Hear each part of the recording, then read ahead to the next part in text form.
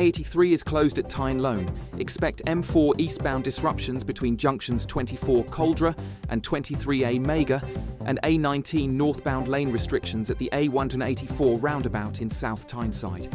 In Norfolk, delays are on the A47 westbound between the A11 and A074. The M5 exit at junction 10 in Gloucestershire and M23 southbound at junction 10 in West Sussex have closures due to breakdowns.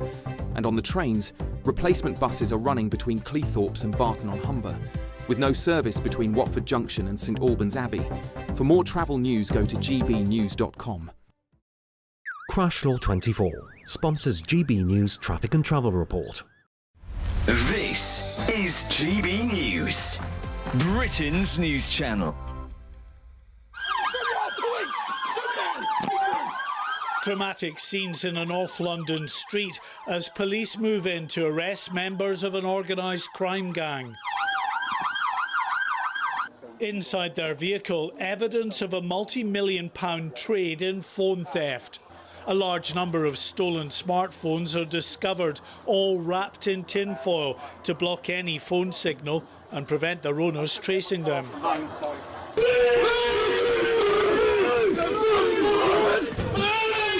After a year-long investigation, Scotland Yard says it has now dismantled the criminal operation that they believe is responsible for smuggling more than 40,000 stolen smartphones over to China. Officers have now recovered thousands of stolen smartphones as their investigation continues.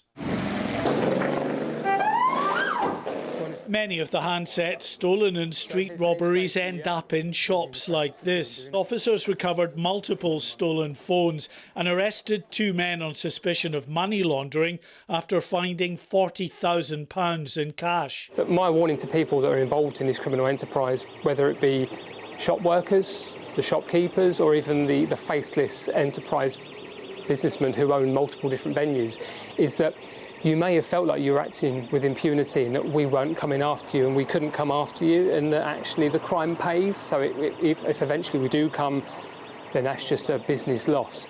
Is that we are coming after you, we are going to come and conduct warrants, not just in your business premises, but we will target you at home, we'll target you in your cars. Nowhere is safe to conduct criminal enterprise. GB News, the People's Channel.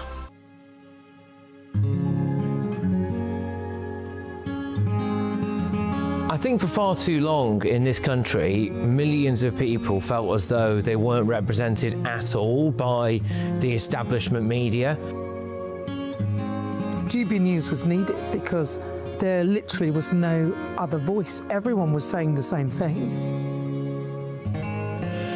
GB News exists because there is a desperate need for fearless journalism that puts the people first.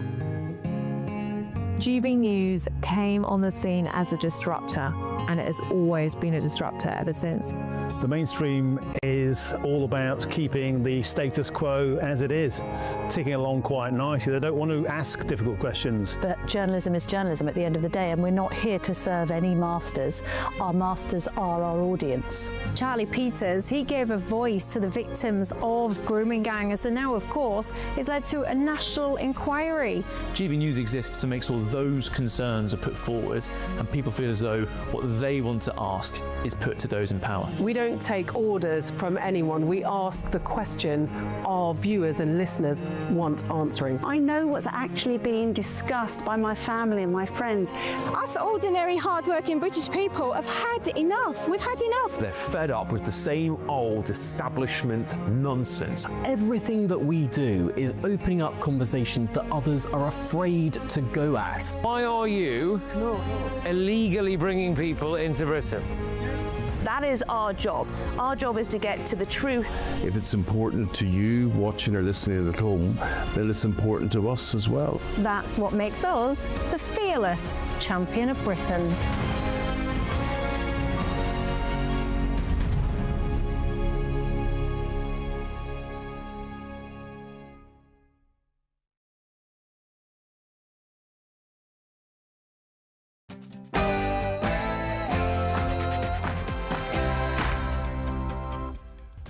Well, a very good morning. It's just coming up to 9:34 a.m. on Tuesday, the 28th of October. Live across the United Kingdom, this is Britain's Newsroom with Patrick Christie's and Miriam Cates.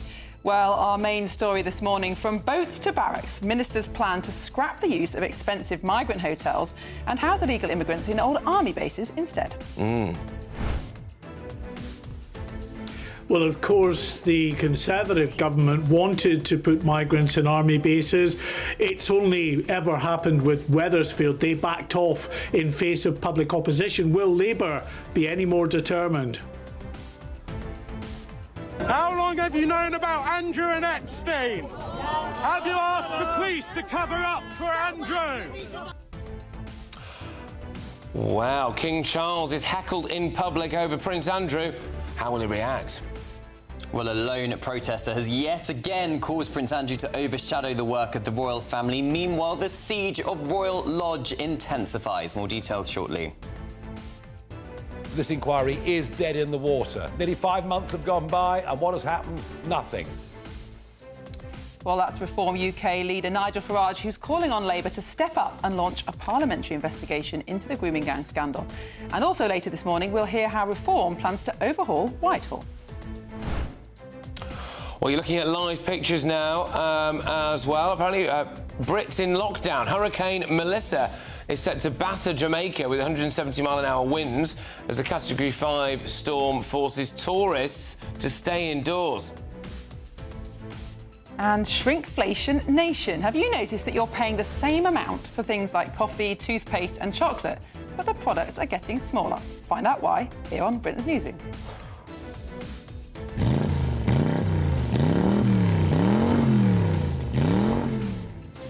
Well, dazzled by the lights, 4 out of 5 drivers worry about being blinded by bright headlights at night. And the biggest offender is Ed Miliband's beloved net zero bulbs.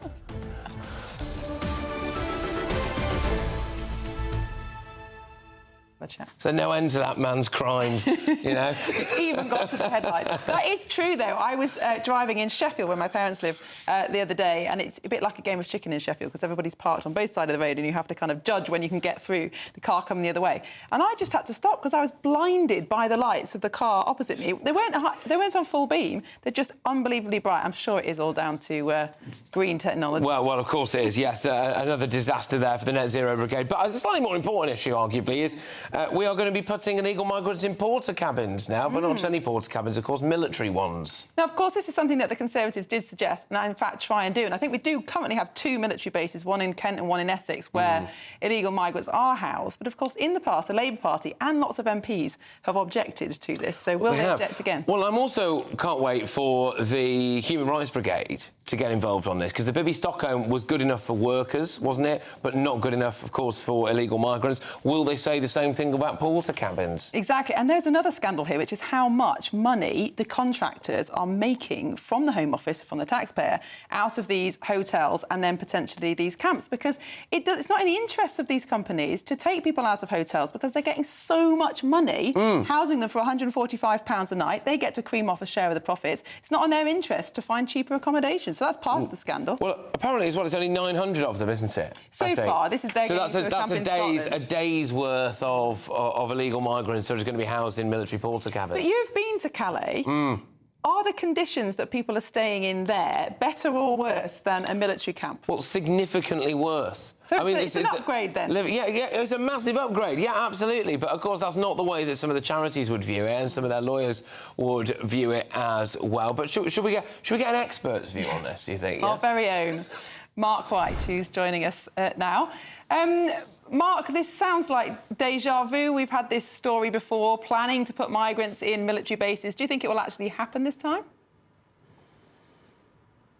Well, it depends just how determined the Labour government is to push this through. They know that there is a great deal of unhappiness around the country now, the continued use of these asylum seeker hotels. OK, it's down from the peak in 2023 of 52,000 asylum seekers in hotel accommodation, now down to 32,000.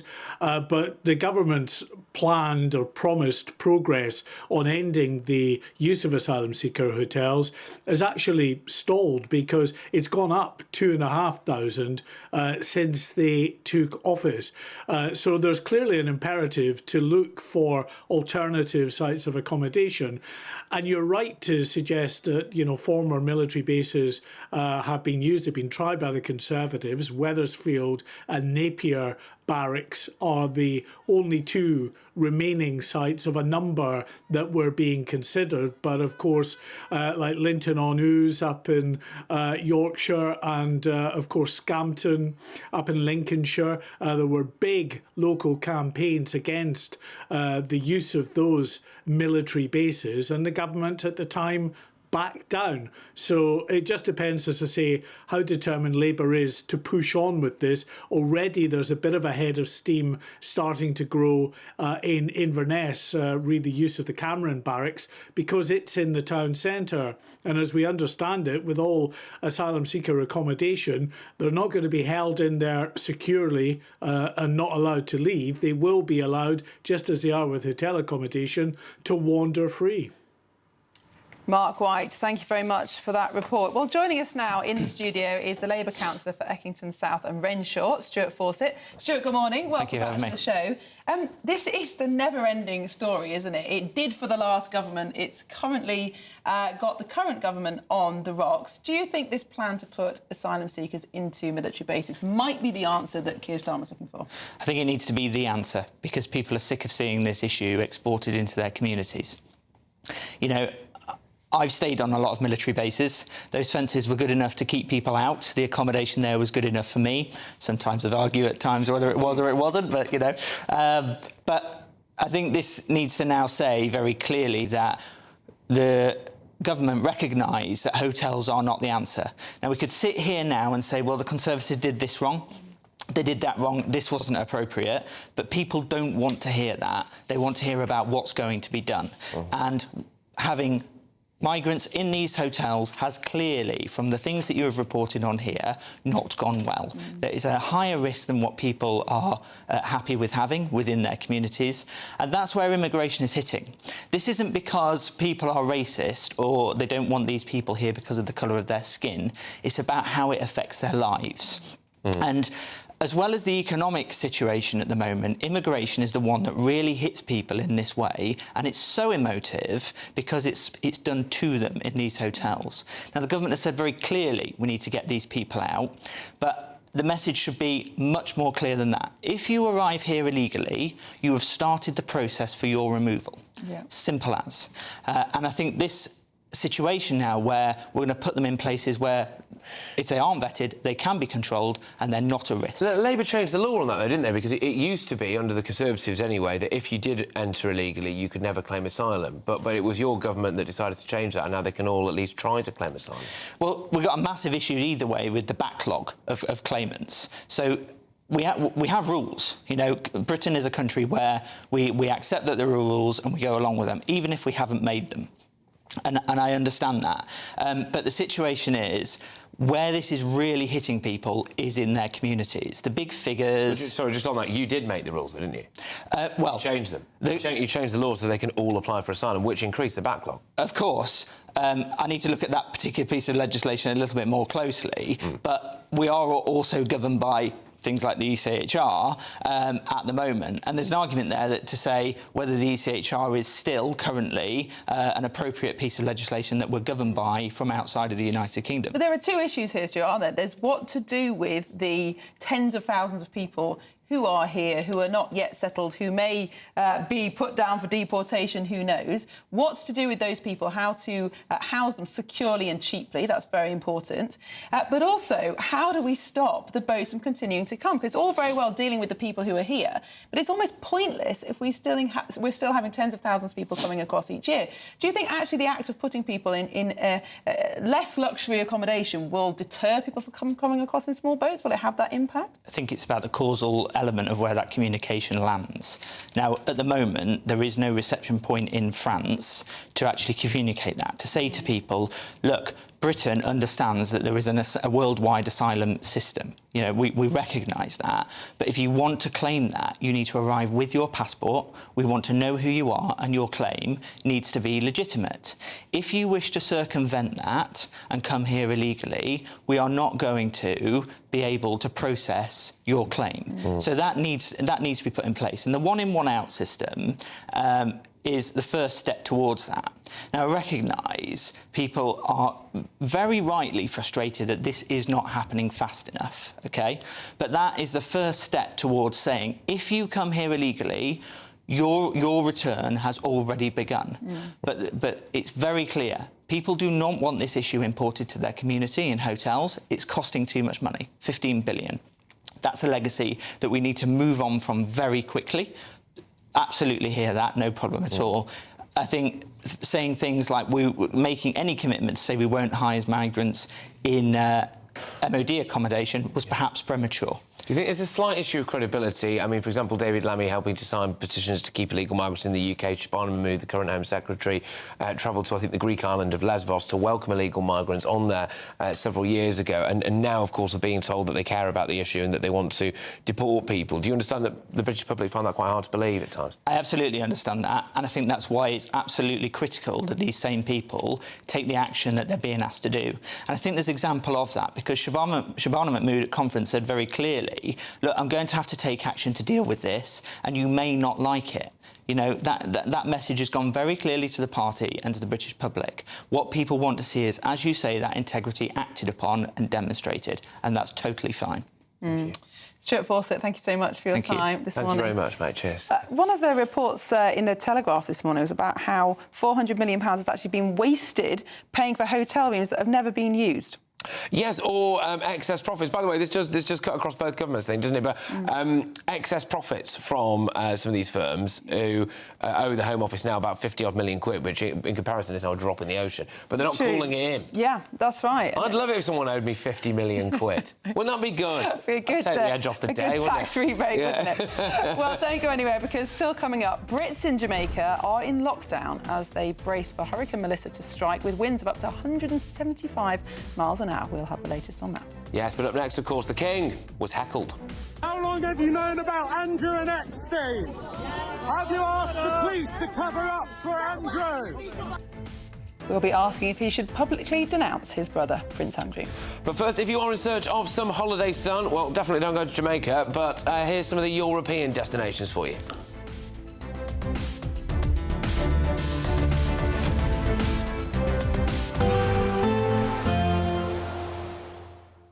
Can't wait to get in that sea. Lovely and warm. Just like the feeling of having great travel insurance. All Clear Travel Insurance sponsors GBNews Travel Destinations Forecast. Many parts of southern Europe are going to have a fine day tomorrow, albeit there are a few showers here and there.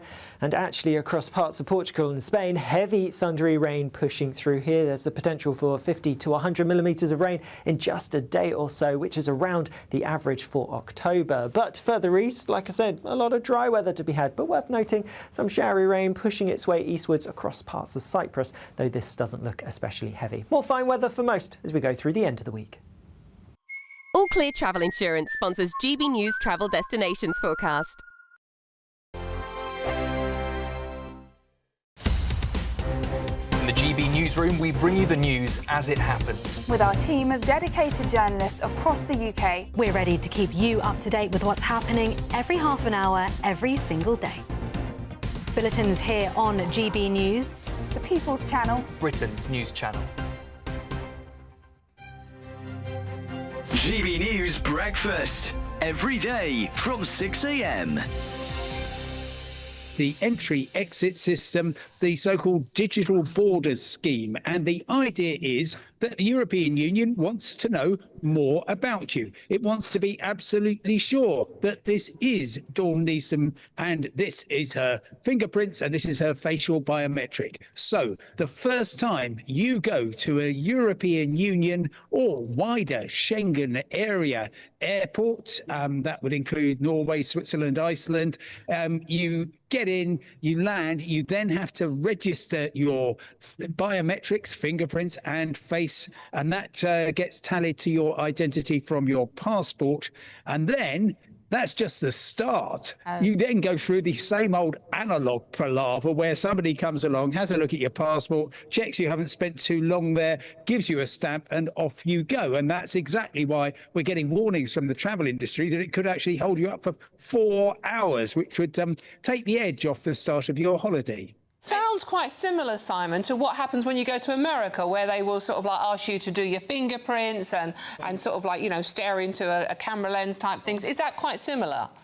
That's all to do with it when you get an ESTA, that's the permit you have to apply for. For this, you don't need to prepare anything. So don't worry, people. Just get on the plane or indeed get in your car and drive to Dover or wherever and just basically do what you're told. Having said that, fingerprints are very last century. Talking to the brainy people who do biometrics, they say your facial biometrics are so good that you don't need fingerprints, you don't need iris scanning. We know from your beautiful face that that can only ever be Dawn Neeson. GB News, the People's Channel. Britain was once the envy of the world. But look around. A nation that no longer knows what it is or where it's going. A country that's broken. How do we fix Britain? How do we bring it back? Friday night with Matt Goodwin at 8 p.m. only on GB News. At GB News, we love to hear from you, our loyal community. So drop us a line at gbnews.com/yoursay. There you can talk to each other and also to the presenters live on air. gbnews.com/yoursay, because GB News is your channel, Britain's news channel. Have you known about Andrew and Epstein? Have you asked the police to cover up for Andrew? Have you asked the police to cover up for Andrew's trials? What do you think? Should the MPs be allowed to debate the royals in the House of Commons? Well, that was footage of the King being heckled about his brother Prince Andrew's links to Jeffrey Epstein during a visit to Lichfield Cathedral in Staffordshire yesterday. Well, joining us now is GB News royal correspondent Cameron Walker. So, Cameron, do you think the King will take rather unkindly to this kind of behaviour? Well, the public took rather unkindly to that kind of behaviour. It was one single lone protester wearing a trench coat and his hood up so they couldn't see his face. The public were livid, physically dragged him back to the back of the crowd. But by then it was too late because the King was guided to the other side of the road, which meant everyone who'd been queuing hours, bearing in mind there was thousands of well-wishers there, to, you know, have a chance of shaking hands with the King, couldn't. So they were particularly livid with the protester. But, of course, you listen to what the protester was shouting at the King, and it was all about his brother, Prince Andrew. And yet again, it's another example of Prince Andrew inadvertently overshadowing the work of the royal family because of his links to Jeffrey Epstein and because it appears he doesn't want to budge from Royal Lodge. But, I mean, the King's been increasingly clear that, well, obviously Prince Andrew doesn't have a role in royal life anymore. That's been the case for some years. And now this move to perhaps remove him from Royal Lodge, of course, all the titles being removed as well. I mean, there's not much more that the King can do. He shouldn't be expected to come out and publicly denounce him. He is his brother at the end of the day. And he's not going to, is he? So I think it's probably just going to be a bit of there is a negotiation going on behind the scenes. We're just not quite sure when he's going to be moving out of Royal Lodge, but I think it's pretty inevitable that Andrew and Fergie will be moving out at some point. The question is where, but the King clearly wants this wrapped up quickly, and so does Prince William, because he's in Brazil next week. Well, I mean, the front page of The Sun, I mean, quite often The Sun does, actually, to be fair, do the best front pages. I mean, certainly the wittiest, Costmore Cottage, a pun on Frogmore Cottage. If the public's main, well, not main issue, one of the issues with Prince Andrew is living in a kind of grace and favour massive gaffe, does Frogmore Cottage and then another pad for Fergie actually solve that problem? Is it just moving it? Well, the difference is it will be a new lease. So they would be expected to pay rent on Frogmore Cottage and Adelaide Cottage if that were where they were going to be moving into. Because at the moment, he's paying peppercorn rent on a 30-room mansion, which the public see as unfair because they're not getting the revenue by the Crown Estates for the Treasury for the benefit of the British taxpayer. Right. So, yeah. Right. Are these not privately owned buildings by the royal family themselves? Or the taxpayer pays to maintain them? No, so it's all the Crown Estates, which is a private property portfolio, technically owned by the King, but for the public good. And the revenue of all rents from the Crown Estate goes into the Treasury, and then 25% of that revenue goes back to the Sovereign as part of the Sovereign grant to fund the official working. A bit like a national trust arrangement. Pretty much, but 75% of the Crown Estate revenue will go for the wider public good. At the moment, Royal Lodge is not benefiting the public good because he's paying peppercorn rent. But it is important, to be fair to Prince Andrew, that when he moved in 2008, he paid £1 million up front and £7 million on renovation. But as things stand, he's not paying rent. No, and he's had a few expenses since then as well. He has, so, yes. Around 12 million, perhaps. That would be a good occupation, National Trust Guide. He could give tours around the royal residences. Perhaps, but would British members of the public want to have a tour from Prince Andrew? I'm not so sure. He's the least popular member of the royal family. Got lived experience. Yes, I suppose. Yeah, well, it'd be interesting, wouldn't it? Cameron, thank you very, very much. Well, there's lots more still on, of course, still to come. We're going to be keeping a close eye on that Jamaica hurricane. Some Brits trapped over there. Stay tuned.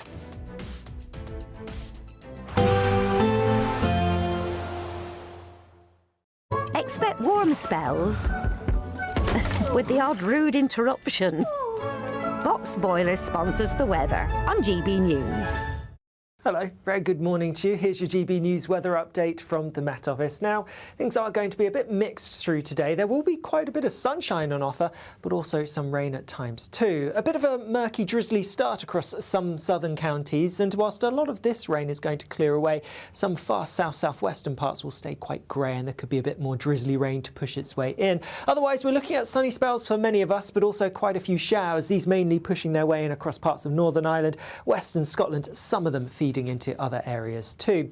Temperatures are going to be around or a little bit below average for some, especially towards the north, further south, nearer normal with highs of around 15, possibly even 16 Celsius. As we go into this evening, we're going to stick with the showery theme across western parts of Scotland in particular. Some of them could be quite heavy. Further east, a little bit cloudier across some parts of Aberdeenshire and towards the far northeast of Scotland, with a few bits of rain here as well. More showers to come through this evening across parts of Northern Ireland. Plenty of showers feeding into northwest England and North Wales. Elsewhere across many parts of England and Wales, ending the day largely fine, albeit cloud and rain across the far southwest will push its way northeastwards as we go through the start of the night and becoming a bit more widespread as we go overnight as well. So central counties of England and Wales likely to be pretty cloudy and pretty wet through the early hours of tomorrow morning. Elsewhere, some clear spells here and there, yes, but also a fair few showers as well. For many, it's actually going to be a slightly chillier night than last night, more widely seeing temperatures dropping into single figures,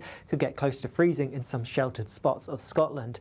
As we go through tomorrow then, quite cloudy, wet at times across the southern third of the UK, more rain pushing in from the west and southwest. Further north, similar to today really, so there will be some sunny spells around, but also quite a few showers, these heaviest, most frequent across western parts of Scotland. Again, a north-south split when it comes to temperatures, cooler in the north, relatively mild further south. Bye-bye.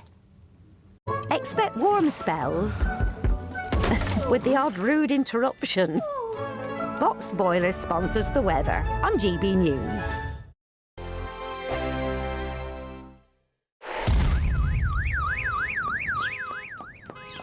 Crash Law 24 sponsors GB News Traffic and Travel Report. Good morning, this is the latest AI travel news from gbnews.com. On the A9 Broxton roundabout, a broken down vehicle restricts southbound traffic, causing delays. A collision on Lancashire's A56 northbound between junctions with the M66 and the A681 leads to lane closures. Sandwell's M6 northbound at junction 8 faces 20-minute delays due to a broken down vehicle. In Surrey, a broken down vehicle on the M3 eastbound between junctions 3 and 2 has closed one lane. And on the trains, East Midlands Railway operates buses between Cleethorpes and Barton-on-Humber, while Greater Anglia faces disruption between Southminster and Wickford. For more travel news, go to gbnews.com. Crash Law 24 sponsors GB News Traffic and Travel Report.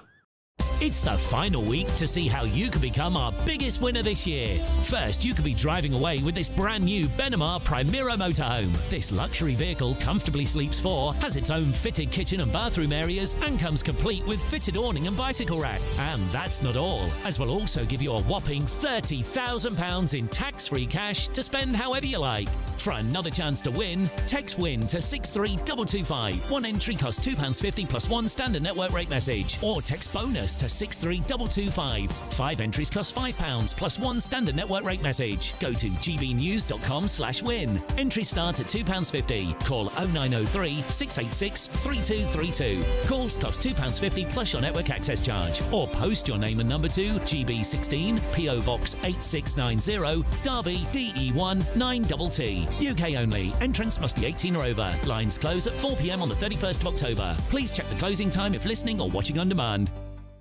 Hi, I'm Michelle Dewberry, and my show is your opportunity to cut through all the noise and dive in headfirst to some robust debates. Ideas clash. Situation, isn't it? No, because the failure is you're deliberately avoiding my point. Nothing's held back. And if you think this is the end of it, wait for more. And we do not shy away from the difficult stuff. Sometimes I want to shake people and say, if only you understood. So join me on Jubes & Co weeknights at 6 p.m. only on GB News, Britain's news channel. Mornings don't have to be tiresome, especially if you have the right company.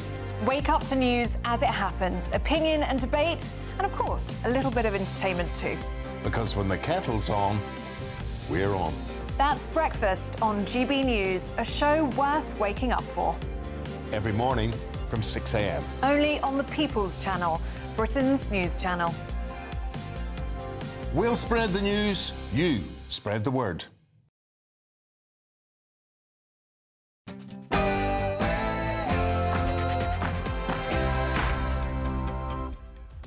Good morning, it's 10 o'clock on Tuesday the 28th of October. We're live across the United Kingdom. This is Britain's Newsroom with Patrick Christies and Miriam Cates.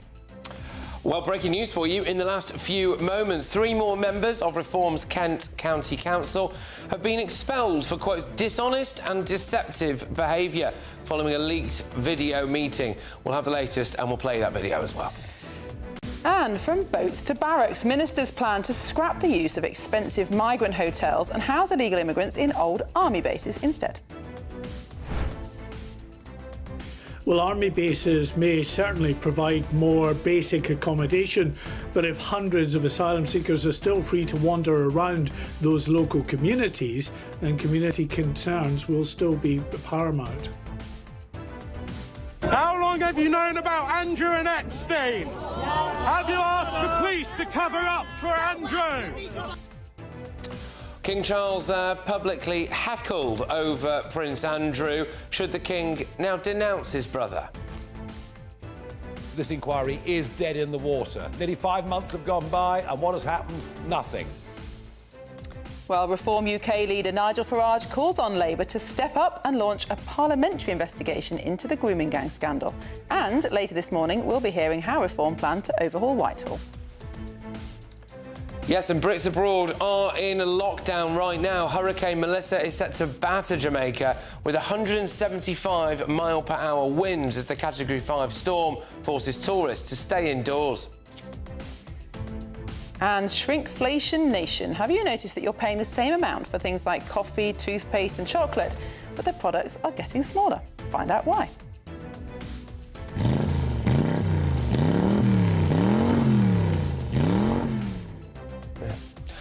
Dazzled by the lights, anybody? So 4 out of 5 drivers worry about being blinded by bright headlights at night. But of course, as ever, the big offender is those pesky net zero bulbs. Cheers, Ed Miliband.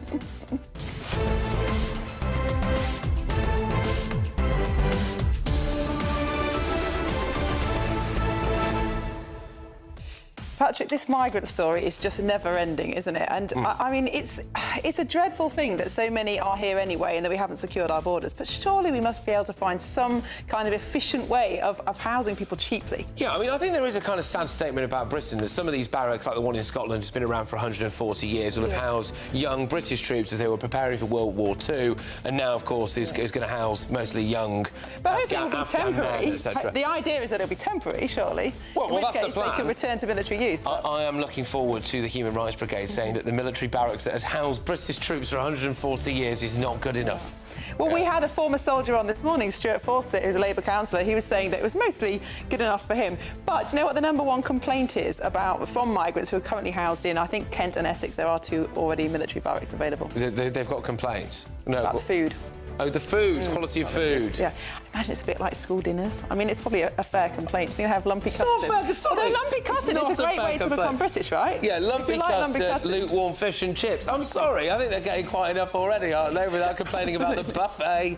You know, it's not a 3-star hotel, is it? You know, although some of them are in 4-star hotels, yeah, which is what caused this problem. Shocking, isn't it? Well, we'd love to hear what you think about this and all the other issues we're discussing today. Send your views and post your comments to gbnews.com/yoursay. But first, here's the news with Tatiana Sanchez.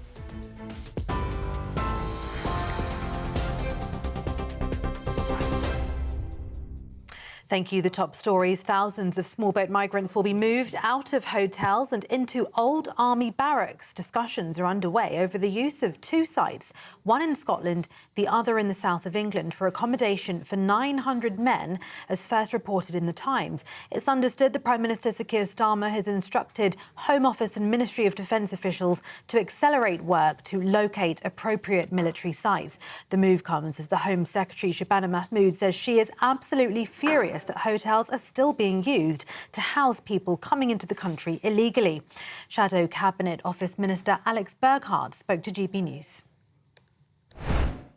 When we left office, when the Conservatives left office last summer, we had the Rwanda plan in place, and the first thing that Keir Starmer did when he became Prime Minister was scrap it. The first thing he did was scrap a deterrent programme which would have meant that people who crossed the channel illegally, came to our country illegally, their feet wouldn't have touched the ground, they would have been sent to a third country for processing.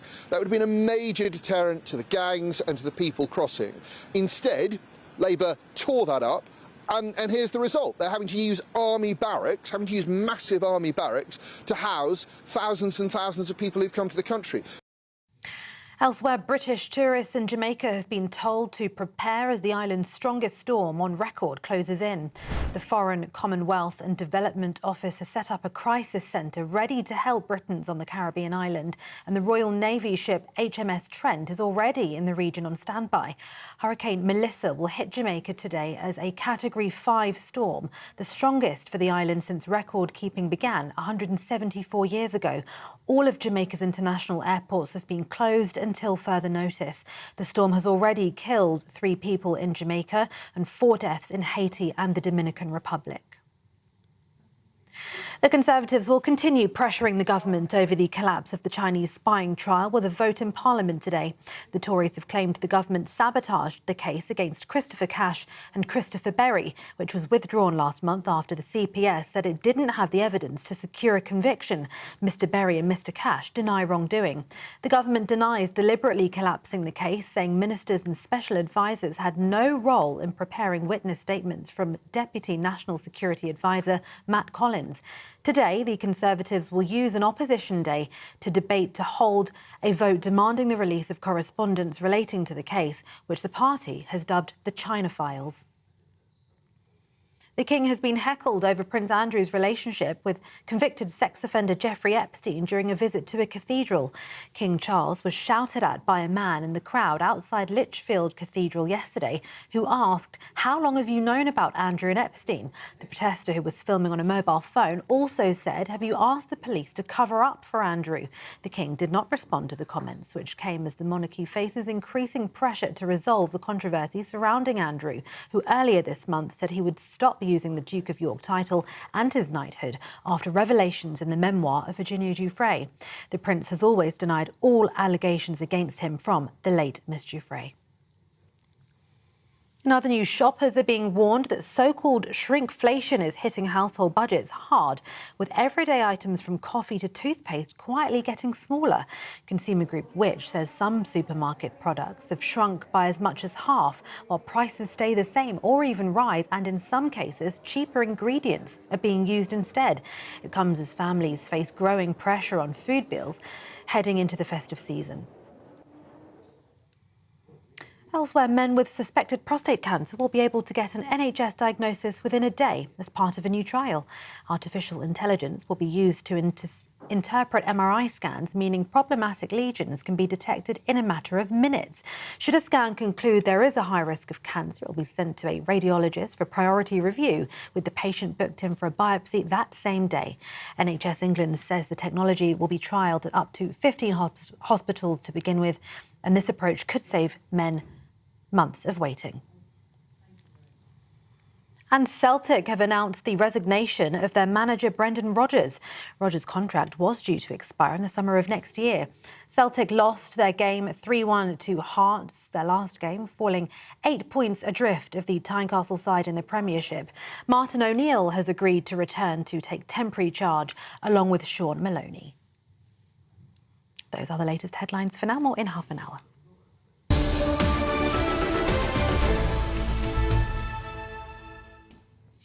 Hello and welcome. This is Britain's Newsroom, live across the United Kingdom on GB News with Patrick Christie's and Miriam Cates. Well, lots of you have been getting in touch on gbnews.com/yoursay. Let's hear what some of you have been saying. Terry says, talking about Prince Andrew, I'm no fan of Prince Andrew, but I think it's time to just leave him alone. It's getting tiresome. And Alison says, whatever Prince Andrew may or may not have done, no, King Charles should not publicly denounce his own brother. I do wonder, Patrick, if part of this distraction is just a media storm, and if we stop talking about Prince Andrew, then it wouldn't be a distraction anymore from what the royal family are doing. I think the big downside to this is how, in my view, just how arrogant Prince Andrew is. So I think if we were all of the view that there was a bloke there who was being torn apart by this and, you know, had some contrition and was kept awake every single night, you know, racked with, you know, negative feelings about himself or whatever, I think that maybe people would be more inclined to be like, look, just kick him out of Royal Lodge, move on, we never have to see him again. But I think there is that impression, isn't there, that just below the surface is a man who really just thinks he's done absolutely nothing wrong. It is a clash, though, isn't it, between this ancient institution of the monarchy and the aristocracy and our modern democratic world, because it didn't matter in the old days what royals did. You're a royal regardless, and you could get away with whatever you wanted. That was the point. It was hereditary, and you got some good eggs and some bad eggs, and you just move on. Whereas, of course, now we very much judge people by their behaviour, and their position depends on their behaviour. But he's a royal, not a democratically elected politician. It's a clash of worlds. Well, quite, really. But, I mean, what I will say is I don't think it's fair to heckle the king about it in public. And I think you look like a bit of a so-and-so if you do that, really, because, as we were just finding out, you know, there are people there who had waited for hours for the opportunity to see the king, to shake his hand, and then one numpty who puts his hood up, or maybe even her, I don't think we even know what gender they were. It sounded like a bloke there, didn't it? And, you know, put their hood up and a scarf on, start showing, oh, what do you know about Epstein? And you think, well, you just ruined that for absolutely everybody, haven't you? I mean, the good thing was that the public did rally around and pull the person away and were very angry that that person had disrupted the king. So that's quite reassuring in a way. It was just one idiot and everybody else was very sensible, so... Yes, indeed. It's a good British response, I think. Yeah, it is. They actually called him all sorts of names that we can't say, so that's quite good. Yeah. Even better. Well, moving on to our main story now. Thousands of small boat migrants will be moved out of hotels and into old army barracks. So the plans will see the use of 2 barracks in Scotland and East Sussex that will temporarily house 900 men. That's good. That's what, 3 boats worth, I think. There we go. Sounds like more of a publicity stunt, potentially, than anything else, but... Joining us now is Home and Security Editor Mark White. Mark, good morning. Patrick reckons that's about 3 boats worth. How many people can you get in one of these so-called mega dinghies? Well, you're going to fact-check me live on air. Oh, Mark coined the term mega dinghy, so I'm giving him an opportunity to repeat it. Patrick is never wrong. It's perhaps a few more than a few boats worth. But certainly he's right to say that actually this is just a day's worth of migrants on, a day when it's kind of flat calm out in the Channel, when you can get 900, 1,000, even 1,200 once before coming across the Channel on a clear day. So, yes. It's a vast problem that the government is having to deal with. There's currently 103,000 asylum seekers who are being accommodated at the moment. 32,000 of them are being accommodated in hotels.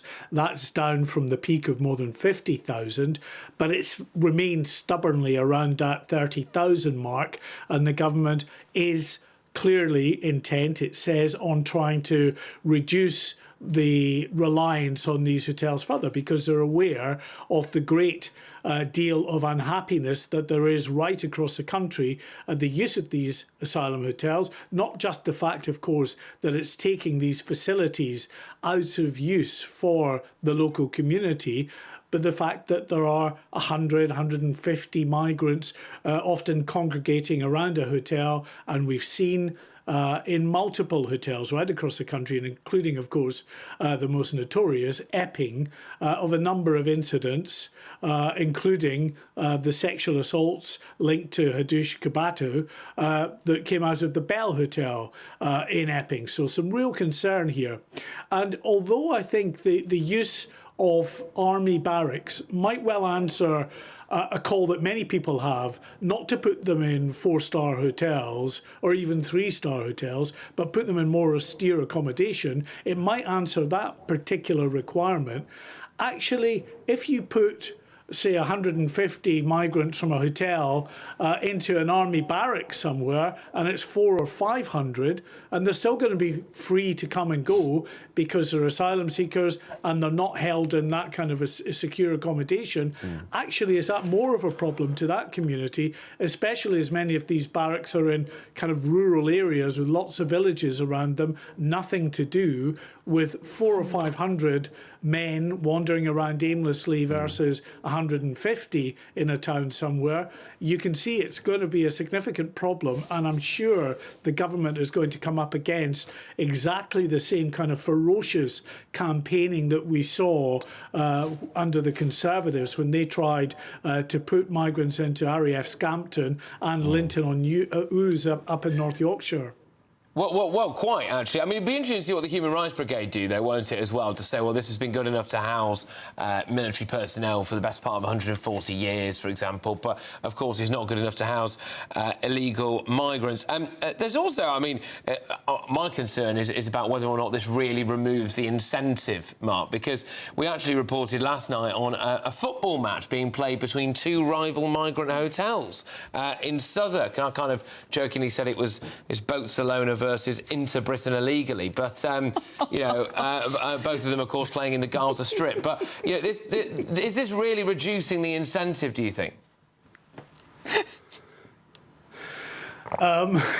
No, listen, you make some very good points, and the accommodation, obviously being housed in hotels as they are at the moment, we've seen so many of the videos that have been circulating around about the level of the hotel accommodation that so many are in. I would say that the Bell Hotel in Epping is pretty basic, but as you pointed out earlier, not nearly as basic as living in a warehouse or living in a camp around Calais or Dunkirk, as many of these people have done for months, if not years, as they've trekked from whichever country to try to get to the northern shores of France. But suddenly, of course, when they get to the UK, you've got the Human Rights Brigade who say they must be kept in the best of conditions, these people, and enjoy all of the wraparound services that these asylum seekers should be, in the eyes of the Human Rights Brigade, be entitled to. And that's what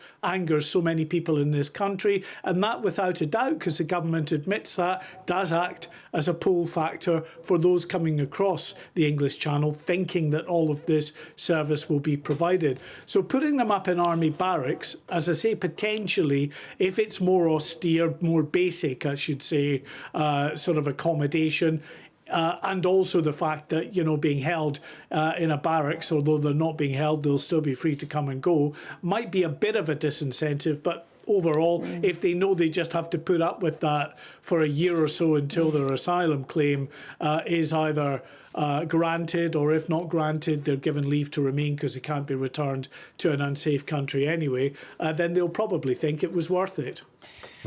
Mark White, thank you very much. Patrick, I think the biggest deterrent would be if people were detained straight away, which makes total sense from a security point of view. But that's the one thing that you can't do under human rights law. You can only detain people if there's a reasonable chance of deporting them very quickly, and we know there's no reasonable chance of that. Well, no, it just seems absolutely catastrophic, really, in that sense, doesn't it? But yeah, it would make sense to just detain them straight away and then immediately deport. The Rwanda bill would have allowed that, but we know what happened to that. Anyway, well, there we go. Yes. Rest is history. Well, moving on now. British tourists are locked down in hotels in Jamaica as Hurricane Melissa becomes the strongest storm on the planet and edges towards the Caribbean island, expected to make landfall very soon. Gosh, so these are live shots, actually, aren't they? Obviously, at the moment, quite obscured by the heavy rainfall, but winds will reach up to 175 miles an hour, expecting 40 inches of rain as well. Warnings are also in place for Cuba and the southeastern Bahamas. So it's terrifying stuff if you're on the island, which, of course, plenty of British tourists, I imagine, will be as well. And we're joined now by weather journalist Nathan Rao. Nathan, thank you very, very much for joining us. So this is obviously pretty catastrophic stuff. Yeah, I mean, this is, as you said, this is going to be the storm that all meteorological eyes across the world are going to be trained on today, because it is an absolute monster and it is heading towards Jamaica as we speak. It is, of course, hurricane season. Hurricanes are not unusual at this time of year, but a number of things are coming together with this storm that make it slightly worrying. It is intensified very, very rapidly, and the track of the storm is going to take it right over the relatively small island of Jamaica. This monstrous thing is about 750 miles wide, and Jamaica's not a huge island, and it's going to move quite slowly over Jamaica through today with wind speeds of up to 200 miles per hour. That is incredibly fast. That is incredibly damaging, even for a hurricane. We're talking on the scale of Hurricane Katrina, which caused devastation in America in 2005. So this really is going to be a terrifying 24 hours or more for Jamaica. Then as this hurricane moves up towards Cuba and then to the Bahamas and then off towards Bermuda over the coming days. So scary stuff, a very, very big storm, and something that's going to have a big impact. Nathan, thank you very much for your time this morning, and we will be keeping people updated as that storm is expected to hit land very, very shortly. Yeah, I mean, it's going to be absolutely devastating. I mean, everyone on the island of Jamaica appears to be hunkering down, waiting for this to hit. Terrifying situation. Yeah, and the low-lying areas are all being evacuated. That includes the capital. You're talking hundreds of thousands of people potentially not being safe. Terrifying stuff. Yeah, absolutely. Well, of course, in a slight gear change, to say the least, it is, of course, your chance to win the Great British Giveaway, and you could drive away with a brand new motorhome, £30,000 in tax-free cash. Here's how you could be in it to win it. There's just 3 days to see how you could win big, with a prize worth over £104,000. First, you could be driving away with this brand new Benamar Primera motorhome.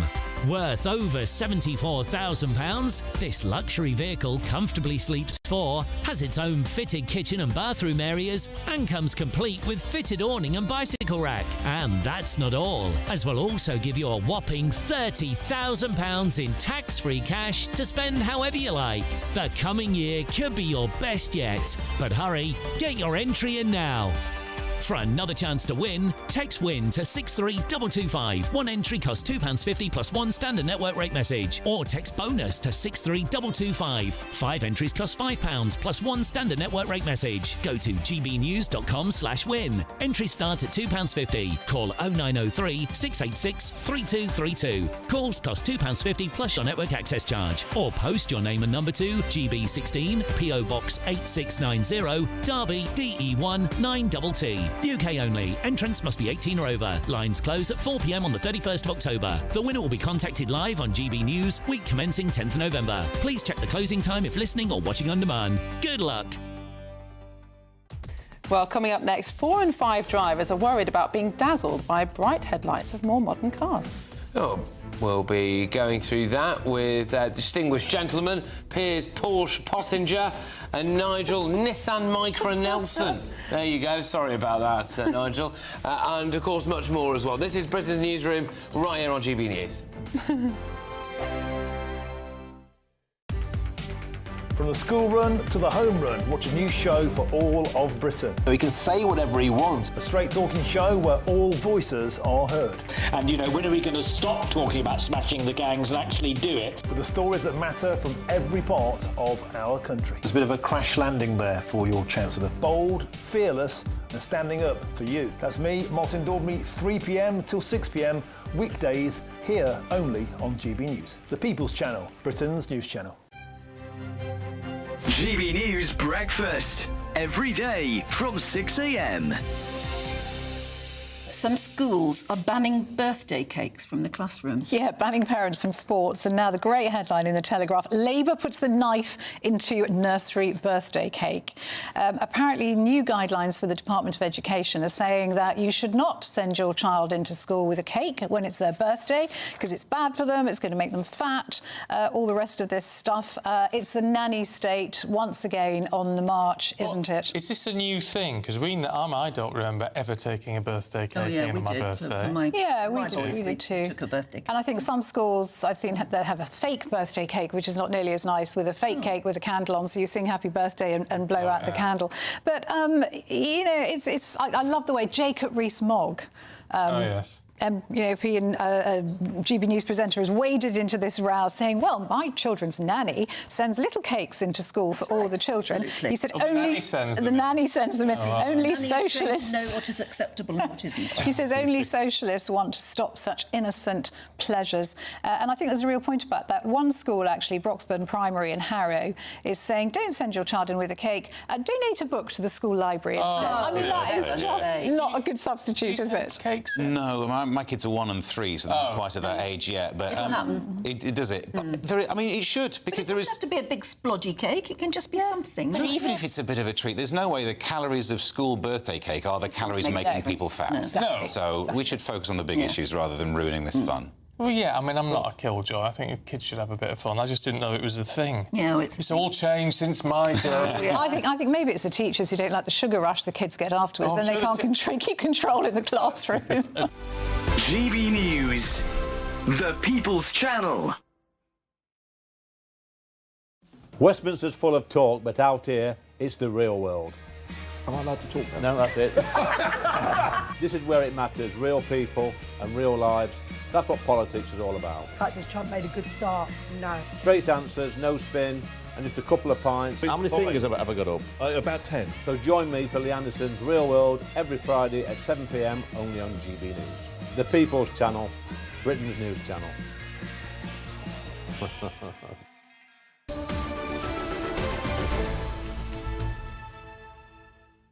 Welcome back. It's 10:25 on Britain's Newsroom with Patrick Christie's and Miriam Cates. Well, we're joined now by our paper review panel. We've got GB News' senior political commentator Nigel Nelson and political commentator Piers Pottinger in the studio. Welcome to you both. Now, we were a bit rude about you both before the break and comparing you to particular types of car, but this is a serious story.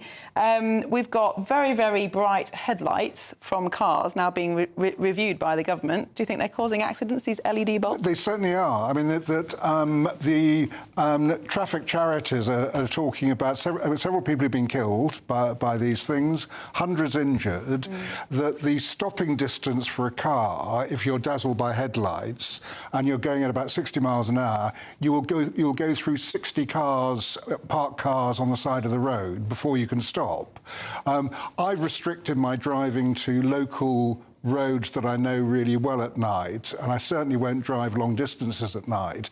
It just constantly is dazzling you, and it is because of these new headlights. OK, so, I mean, but these headlights are net zero bulbs, aren't they? Yeah, I mean, supposedly eco-friendly, but they're not driver-friendly, and I think they're very dangerous. I don't drive, but even as a passenger, I'm highly conscious of the glare they give you, and I think they're very dangerous. Mind you, for Nigel to be driving at 60 miles an hour is amazing, because most of the country now, under this government, you can only drive at 20 miles an hour. Well, that's London. I mean, I've been up in Yorkshire for the weekend, and there's still some great roads to drive there. Belting around there. It did happen to me because I was in Sheffield, where, you know, on a lot of the roads, people are parked both sides on terrace roads, and it is a game of chicken to get through the middle, and you have to wait for cars to let you through.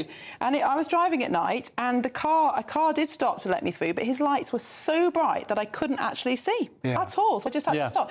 I mean, LEDs are amazing. They last a long time, but yeah, they're far too bright. The biggest danger is those Deliveroo drivers on their mopeds. Yeah. That's the one when they're weaving out like wacky races, and you're sitting there, and then all of a sudden you get these flashing lights behind you. Well, I can remember when we used to go on the ferry to France, you used to have to buy special filters to put on the headlights to keep them less bright. Because the British headlights were much brighter than French. And actually the filters you put on, which was sort of yellow plastic, were much nicer, it gave it a much nicer effect in the evening. I thought it was because they were directed towards the middle of the road when you're in France. You're driving the opposite side. Oh, well, you learn something every day. Shall we move on to another important story, which is Rachel Reeves scrabbling around for ways to fill this financial black hole, now looking potentially at a mansion tax, so taxing people who own houses over £2 million. That's right. Well, that's one idea. There are a whole host of ideas when it comes to property. The other idea that's been floated is whether she'll do an 8% national insurance tax on landlords. I find that actually a more reasonable tax. The problem is that the amount of money she needs keeps mounting up. So the latest is £20 billion because the OBR report is saying our productivity is now down by 0.3%. Yeah, well, no, you're right. You're right. So this is actually leading a couple of newspaper websites now. Rachel Reeves now faces an even bigger hole in the public finances than expected after a significant downgrade to Britain's productivity forecast. But isn't this her fault? Of course it is. And I mean, it's also, we've got this Office of Budget Responsibility, the most ill-named office I've ever heard of, because they keep getting it wrong. And they're always downgrading their forecasts. And it makes life harder for the Chancellor, because she doesn't run the finances, the OBR does, which I think is fundamentally wrong. She's now in Saudi Arabia, a country she criticised the Conservatives for going as a murderous regime. She's there now begging for money, contracts to try and find some sort of money, some sort of glimmer of hope. But over the weekend, Mervyn King, the rarest of beasts, a really effective governor of the Bank of England, summed up Rachel Reeves's performance brilliantly as someone with no strategy, knee-jerk reacting, trying a tax here, trying a tax there, trying something there, just to try and plug holes that she has created. And you can see her building up to blaming the previous government, which they always do, and now Brexit, she's going to blame it all on Brexit. Quite frankly, the British people, this won't wash with the British people. This economy, as it stands at the moment, is her fault, this Labour government's fault, and theirs alone. The problem is promising not to raise the big taxes, income tax, VAT, and employee national insurance. And now, for the first time, there's a lot of talk about whether or not she goes for bust and then raises income tax 1 or 2p. But are you surprised they're not going to keep their promises? Well, they don't keep any of them. The trouble is that's the reaction. The immediate reaction is you've broken a manifesto promise. Yeah, it doesn't matter because... But the economy has not grown in the way that we thought it was going to. It had no chance of growing with this ridiculous... Her previous budget said she wouldn't be back for more taxes, and she's back for more taxes. Yeah, but she didn't start the Ukraine war, for instance, which is one of the reasons for the problem. Oh, yes, but that did start some years ago, 3.5 years ago now. Isn't the problem that, well, firstly, she can't cut spending. That would be the most obvious thing to do, to shrink this black hole. But she can't do that because... I don't think she can do maths. I mean, Quite simple possibly. maths, quite frankly. But then the second thing, as Nigel said, is she won't raise the basic rate of income tax, and that is the easiest and most secure way of getting the money. If you do this mansion tax, guess what's going to happen? Nobody's going to buy houses worth over £2 million. The whole housing market will grind to a halt. It won't net her any. That's the problem with the policy, because I do wonder what the mansion tax on Royal Lodge would be, actually. She's gone for specific... The only way she can actually raise money is to go for specific groups. Understandably, they get really upset about it because it seems unfair that they're taxed and other people aren't. It's desperation, Nigel. She's looking for anything she can tax. I've got to try and plug my disastrous public spending. She's spending like water instead of actually turning that tap off. She's penalising everyone else. That's because she won't put basic rate up. Now, of course, nobody wants tax rises, but in the 1980s, when Thatcher was Prime Minister and as everybody knows, we had good economic growth, the basic rate was 30%. Yeah. It's now 20. You could argue that actually 20 is too low for the size of welfare economy that we have, and it probably should go up to 20. And 40 as the highest rate is too high. Even Tony Blair has said that's too high. Well, and the threshold is far too low because it catches people in ordinary jobs, teachers, nurses, who nobody would consider. But she is not capable of actually looking at a proper tax strategy. It's a blanket, we'll do this, we'll do that. There's no clear thinking in any of this. We are also just asked to forget the fact that she did have a plan, which was welfare cuts. Her own MPs didn't let her do that. Her own Prime Minister didn't bother to sell it to anyone. He was too busy picking up President Trump's papers from the floor. And then she cried in the House of Commons about a week later. And then now we're expecting her to come and deliver this great budget, and all our lives are going to be fine. Well, I think it's absolutely right. I think not so much that. I think it was an error to even try to go for cuts in disability benefits in the first place. So the MPs threatened to rebel. The government U-turned. It was pretty obvious they would U-turn over that, just as they did over winter fuel payments. So I think those were actually errors. The tricky bit now is Miriam is right. The best thing you could do would be to raise income tax. We'd all moan about it. None of us like our taxes rising, but at least it would be fair across the board. And you can't avoid it because Sorry, I'm bang against that. I'm just going to put that out there. Yeah, I agree with you. That. First of all, because where's the money going? Well, what they could do is, what about the 28 new quangos this government have created in a year? 28 new quangos. That costs hundreds of millions of pounds. They could all go, all of them. Not paying more income tax so more people who can't be bothered to get off the backsides get more stuff for free. Yeah. Sorry, I'm not doing it. Well, we should certainly cut spending, but the demographic certainty and the facts are that more people are claiming pensions, more people are having healthcare than ever before. It's a mathematical fact that we're going to have to pay more tax than we used to do. I mean, in the 1940s, the life expectancy was 65. Most people didn't claim their pension, and now, amazingly, it's a good thing. People live to 82, 83, 84, 85. You're going to have to pay more tax. And we should have planned for it 50 years ago. That's what we didn't do. Stuck their head in the sand and didn't follow. That was when Harold Wilson was in power, I think.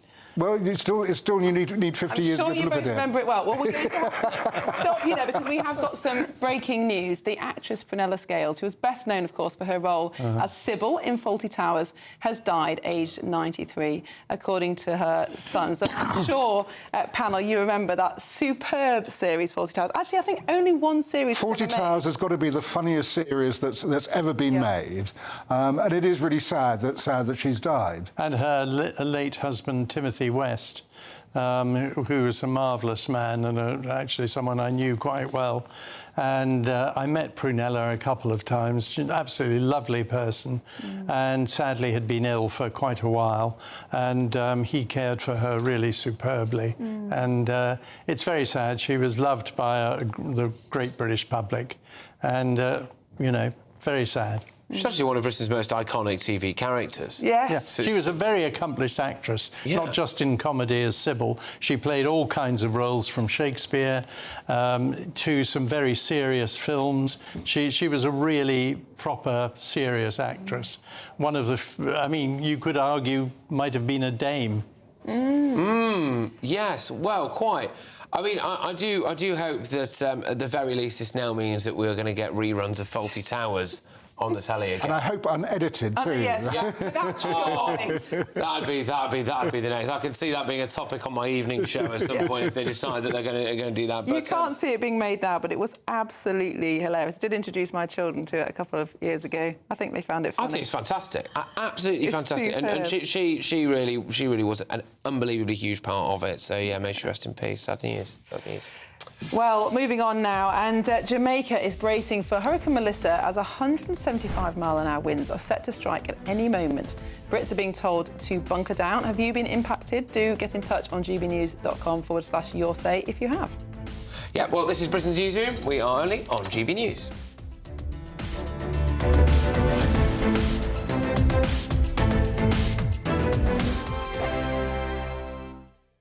Hello, very good morning to you. Here's your GB News weather update from the Met Office. Now, things are going to be a bit mixed through today. There will be quite a bit of sunshine on offer, but also some rain at times too. A bit of a murky, drizzly start across some southern counties, and whilst a lot of this rain is going to clear away, some far south-southwestern parts will stay quite grey, and there could be a bit more drizzly rain to push its way in. Otherwise, we're looking at sunny spells for many of us, but also quite a few showers, these mainly pushing their way in across parts of Northern Ireland, Western Scotland, some of them feeding into other areas too. Temperatures are going to be around or a little bit below average for some, especially towards the north, further south, nearer normal with highs of around 15, possibly even 16 Celsius. As we go into this evening, we're going to stick with the showery theme across western parts of Scotland in particular. Some of them could be quite heavy. Further east, a little bit cloudier across some parts of Aberdeenshire and towards the far northeast of Scotland, with a few bits of rain here as well. More showers to come through this evening across parts of Northern Ireland. Plenty of showers feeding into northwest England and North Wales. Elsewhere across many parts of England and Wales, ending the day largely fine, albeit cloud and rain across the far southwest will push its way northeastwards as we go through the start of the night and becoming a bit more widespread as we go overnight as well. So central counties of England and Wales likely to be pretty cloudy and pretty wet through the early hours of tomorrow morning. Elsewhere, some clear spells here and there, yes, but also a fair few showers as well. For many, it's actually going to be a slightly chillier night than last night, more widely seeing temperatures dropping into single figures. Could get close to freezing in some sheltered spots of Scotland. As we go through tomorrow then, quite cloudy, wet at times across the southern third of the UK, more rain pushing in from the west and southwest. Further north, similar to today really, so there will be some sunny spells around, but also quite a few showers, these heaviest, most frequent across western parts of Scotland. Again, a north-south split when it comes to temperatures, cooler in the north, relatively mild further south. Bye-bye.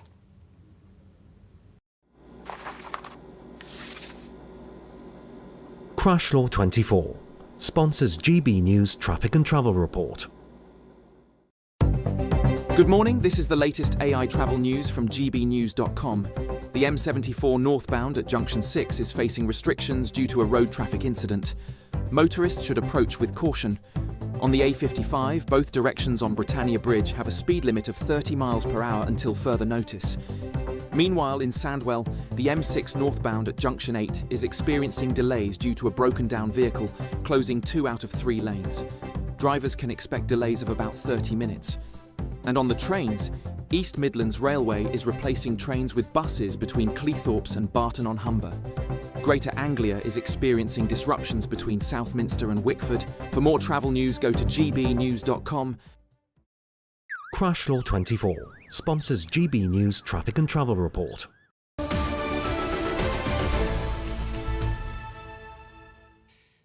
Welcome along to Britain's Newsroom. Well, the family courts in England and Wales are set for a major change. They will no longer presume that having contact with both parents is automatically in a child's best interest. I know you feel very strongly about this, don't you? Well, I do, because the government is saying that it will remove that rule from the Children's Act, which has actually been in place since 1989, after campaigners and legal experts have warned that it's putting children at risk in cases involving domestic abuse. So what they're saying is that if, let's say, the father has been accused of abusing the mother or the children, that he should not be automatically given any contact with the child, and certainly not unsupervised contact, in the case of a divorce or separation.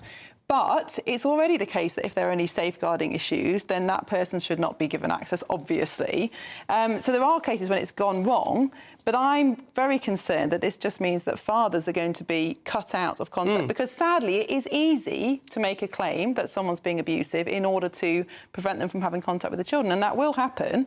And lots of dads, I mean, there's probably at least 1 million dads who don't have contact with their children already, estimates. I'm quite glad you raised that, because I kind of skirted over this story initially, but my initial reaction was, look, obviously, if someone is being abusive and all of that, and there have been cases where this has massively backfired, then, you know, that needs to be stopped and things. But I just wondered whether or not this was kind of yet another attack on the nuclear family and fathers and all that, removing that presumption that it's better to have a mum and dad who are together, or just... And if they can't be together, to at least exactly have a relationship with both parents. And I think there's this assumption in the system that kids don't really need dads and they can do quite well without dads, but it's absolutely not true. They can't. Well, absolutely, they can, at all they ages, they need a father figure. So, well, somebody who's very impassioned about this issue is the Chief Executive Officer at Both Parents Matter, Sam Morphy.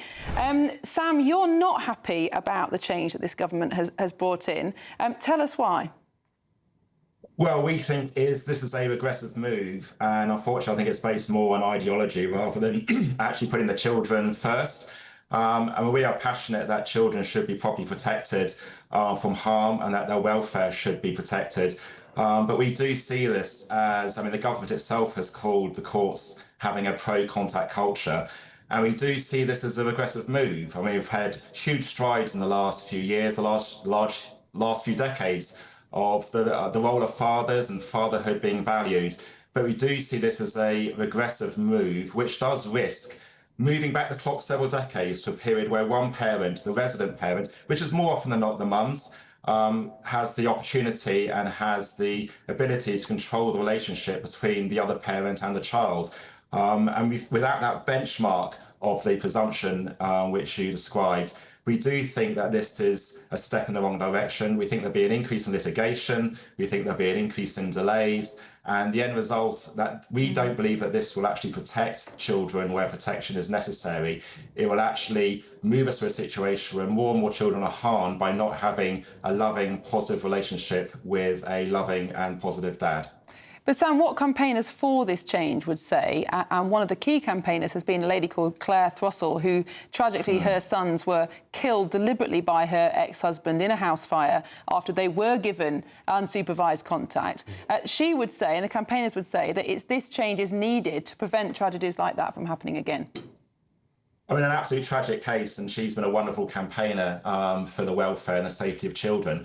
I think the problem here, though, is not the legislation, it's the actual practice. In that particular case, there were multiple failings by the Children's Services Authority, failings by the judge, failings of monitoring the actual situation. I think the problem here was not the actual piece of legislation, it was actual practice and the failure to follow pre-existing safeguards. And that's what we're campaigning for. We want improved safeguards, we want improved monitoring, evidence-based risk assessments. And we do think that this change of legislation is more symbolic than anything else. And we do think it is part of possibly playing to their own audience, maybe being slightly squeamish about fatherhood and wanting to play to their own backbenches as well, rather than actually generally putting the welfare of children first. And I think if you are to put the welfare of children first, you need to look at all harms across the family court system. Unfortunately, the whole report, and I fear the government's thinking, is based around a belief that fathers are harmful and mothers are entirely safe. We know it's far more complicated than that. If we're going to look at if the government is serious about looking at the harm towards children in the family court system, they need to look at all harms. They need to look at harm as well as being caused by the resident parent and the non-resident parent. They need to look at both sides of the issue here, because harm can be caused both by mums and dads. They also need to look at the harm of children where they are denied a relationship for no good reason other than obstruction by the resident parent. They need to look at abuse, not just by the non-resident parent towards the resident parent. They need to look at abuse the other way around, which does happen as well. They need to look at the harm that children suffer when they're weaponised in the family court system, where one parent, it could be the mum, it could be the dad, is using the child to essentially alienate them against the other parent. And they also need to look at the tragic cases, of which the Claire Throstle case was, of course, one. There's plenty of others where a child has died in the care of the resident parent. We need to look at, were there cases where, had the non-resident parent been involved, another pair or safe eyes on that child, could those tragedies have been prevented? So we're totally in favour of what the government's doing, but you need to look at both sides.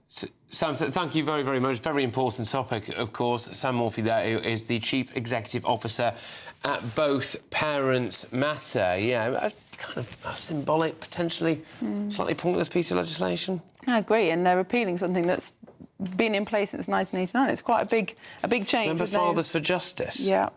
Yeah. And I wonder if we're going to start seeing a return to, blokes dressed up as Batman scaling Buckingham Palace again. Yes. Well, absolutely, and so many dads are cut out of their children's lives. It's not good for the kids or the fathers.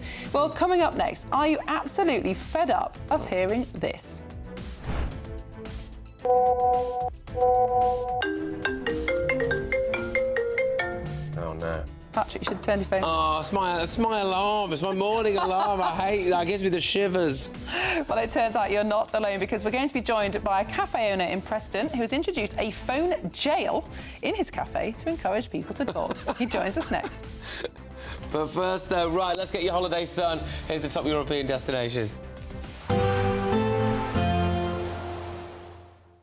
I forecast a perfect holiday in the sun. Weather looking good then? For sure, and no worries about our travel insurance. All Clear Travel Insurance sponsors GB News Travel Destinations Forecast. Many parts of southern Europe are going to have a fine day tomorrow, albeit there are a few showers here and there. And actually across parts of Portugal and Spain, heavy thundery rain pushing through here. There's the potential for 50 to 100 millimetres of rain in just a day or so, which is around the average for October. But further east, like I said, a lot of dry weather to be had. But worth noting, some showery rain pushing its way eastwards across parts of Cyprus, though this doesn't look especially heavy. More fine weather for most as we go through the end of the week. All Clear Travel Insurance sponsors GB News Travel Destinations Forecast.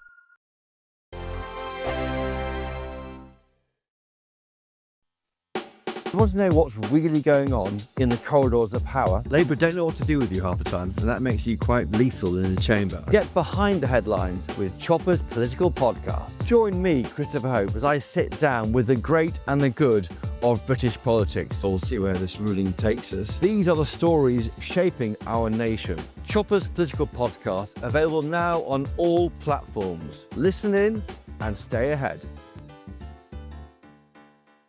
Britain deserves a newsroom that puts the facts and your voice first. Well, and that's what you get on GB News. Lively debates, lively conversation. And we're not afraid to hold power to account.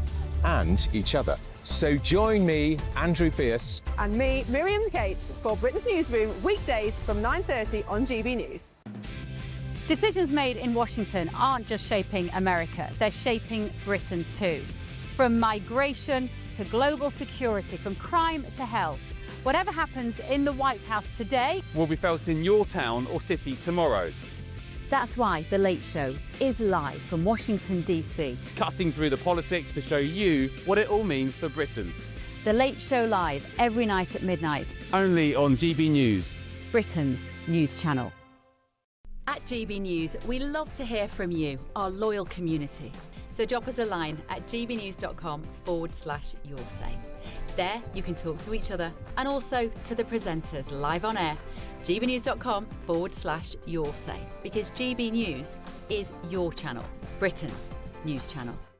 Hi, I'm Michelle Dewberry, and my show is your opportunity to cut through all the noise and dive in headfirst to some robust debates. Ideas clash. Situation, isn't it? Because the failure is... You're deliberately avoiding my point. Nothing's held back. And if you think this is the end of it, wait for more. And we do not shy away from the difficult stuff. Sometimes I want to shake people and say, if only you understood. So join me on Jubes & Co. weeknights at 6 p.m, only on GB News, Britain's news channel. Mornings don't have to be tiresome, especially if you have the right company. Wake up to news as it happens, opinion and debate, and of course, a little bit of entertainment too. Because when the kettle's on, we're on. That's Breakfast on GB News, a show worth waking up for. Every morning from 6 a.m. Only on the People's Channel, Britain's news channel. We'll spread the news, you spread the word. Britain was once the envy of the world. But look around. A nation that no longer knows what it is or where it's going. A country that's broken. How do we fix Britain? How do we bring it back? Friday night with Matt Goodwin at 8 p.m, only on GB News. Welcome back to Britain's Newsroom. Now, one thing I just can't stand is people being on their phones all the time. Sorry, Miriam. I've just got to listen quickly here to there's a voice note from Emily. It might be an emergency. Hi, you look extra handsome this morning. Just a reminder, you've actually left your boxers on the kitchen floor again. Can you pick them up next time? Is that too much to ask? Also, you've used the last of George's nappies, his number 2 ones. Can you pick up some on the way home? Love you. You better hope that's AI. Are we live now? Has that gone out? Oh my gosh. Don't forget. Okay. Oh. What was it? Pack of nappies? What was the other thing? Pack of nappies. Also, that sounded worse than it is. Can I just clarify that the number 2 nappies are the size of nappy, right? It's not that I've been using my own son's nappy. I just thought I'd clear that up. Anyway, moving on, back to the story. Customers at a Preston cafe are being offered a 20% discount if they agree to leave their mobile phones in a specially built phone jail during their visit. Well, joining us now is the owner of the Chai Stop, Usman Hussain. Usman, thank you so much for coming on the programme. So tell us about this phone jail. Why have you implemented it and what have your customers said? Thank you very much for having me. Okay. So the reason we started it was just a simple observation of looking around when you're coming in with your families, friends, everyone sort of orders their food, sits at the table, and there's not much mixing going on. Everyone's just on their phones. So we thought it'd be a good idea to offer an incentive to say, OK, put it away for the 20%. And what's actually happened now is there's a lot of people coming in using the phone jail and actually mixing with other tables and people that they didn't know. I think it's probably quite a good business idea because presumably if they start mixing with people, they stay for longer and they buy more in the end. I mean, it started off as 20% discount. We might swap it next week to a premium charge to use it.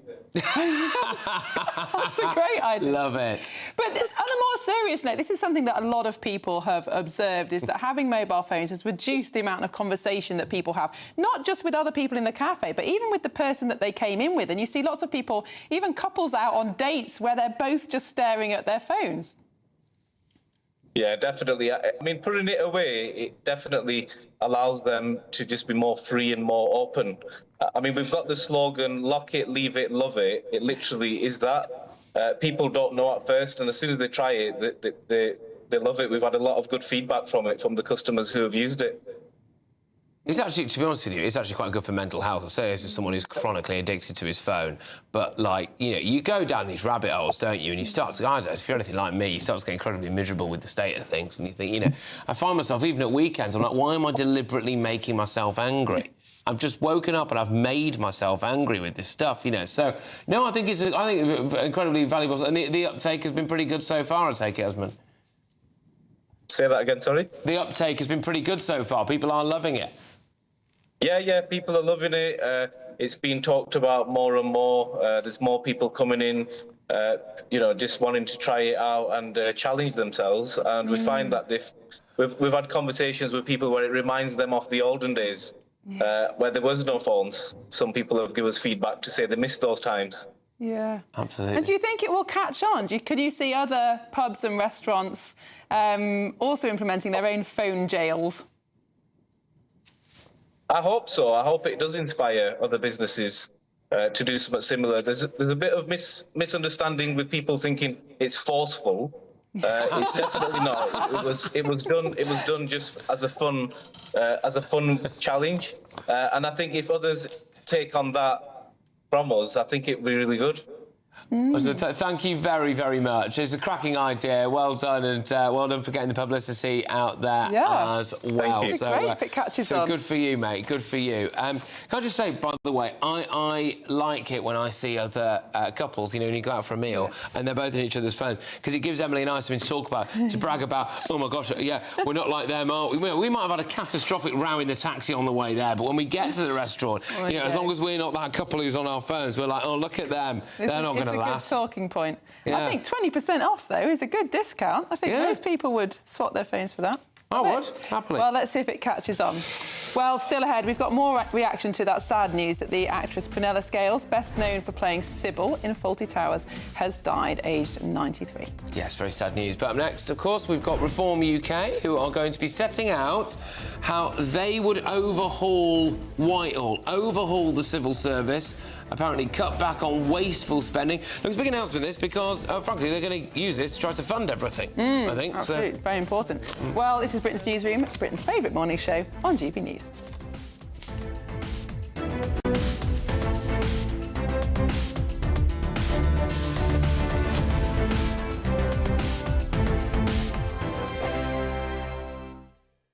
It's the final week to see how you can become our biggest winner this year. First, you could be driving away with this brand new Benamar Primera motorhome. This luxury vehicle comfortably sleeps four, has its own fitted kitchen and bathroom areas, and comes complete with fitted awning and bicycle rack. And that's not all, as we'll also give you a whopping £30,000 in tax-free cash to spend however you like. For another chance to win, text WIN to 63225. One entry costs £2.50 plus one standard network rate message, or text BONUS to 63225. 5 entries cost £5 plus one standard network rate message. Go to gbnews.com/win. Entries start at £2.50. Call 0903 686 3232. Calls cost £2.50 plus your network access charge. Or post your name and number to GB16 PO Box 8690 Derby DE1 9TT. UK only. Entrance must be 18 or over. Lines close at 4 p.m. on the 31st of October. Please check the closing time if listening or watching on demand.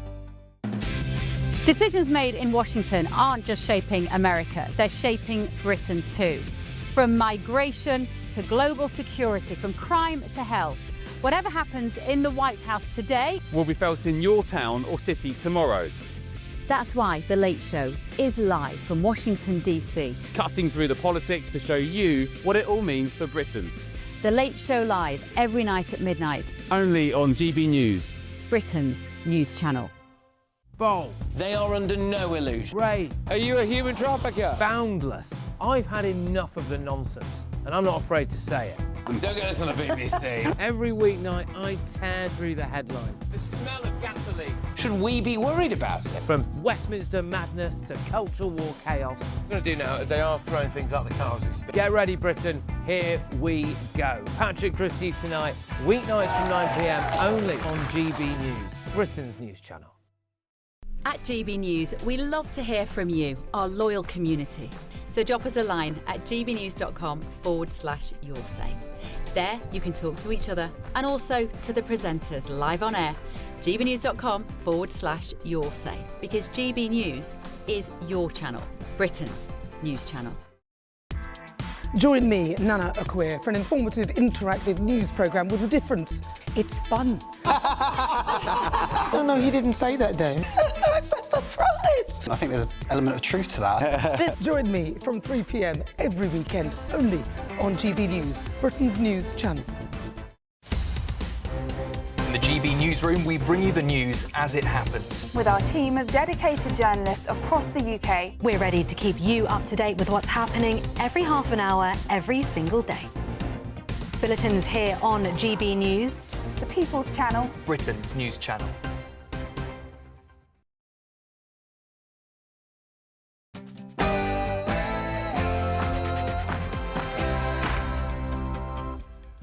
Well, it is just coming up to 11 a.m. on Tuesday, the 28th of October, live across the UK. This is Britain's Newsroom with Patrick Christie and Miriam Cates.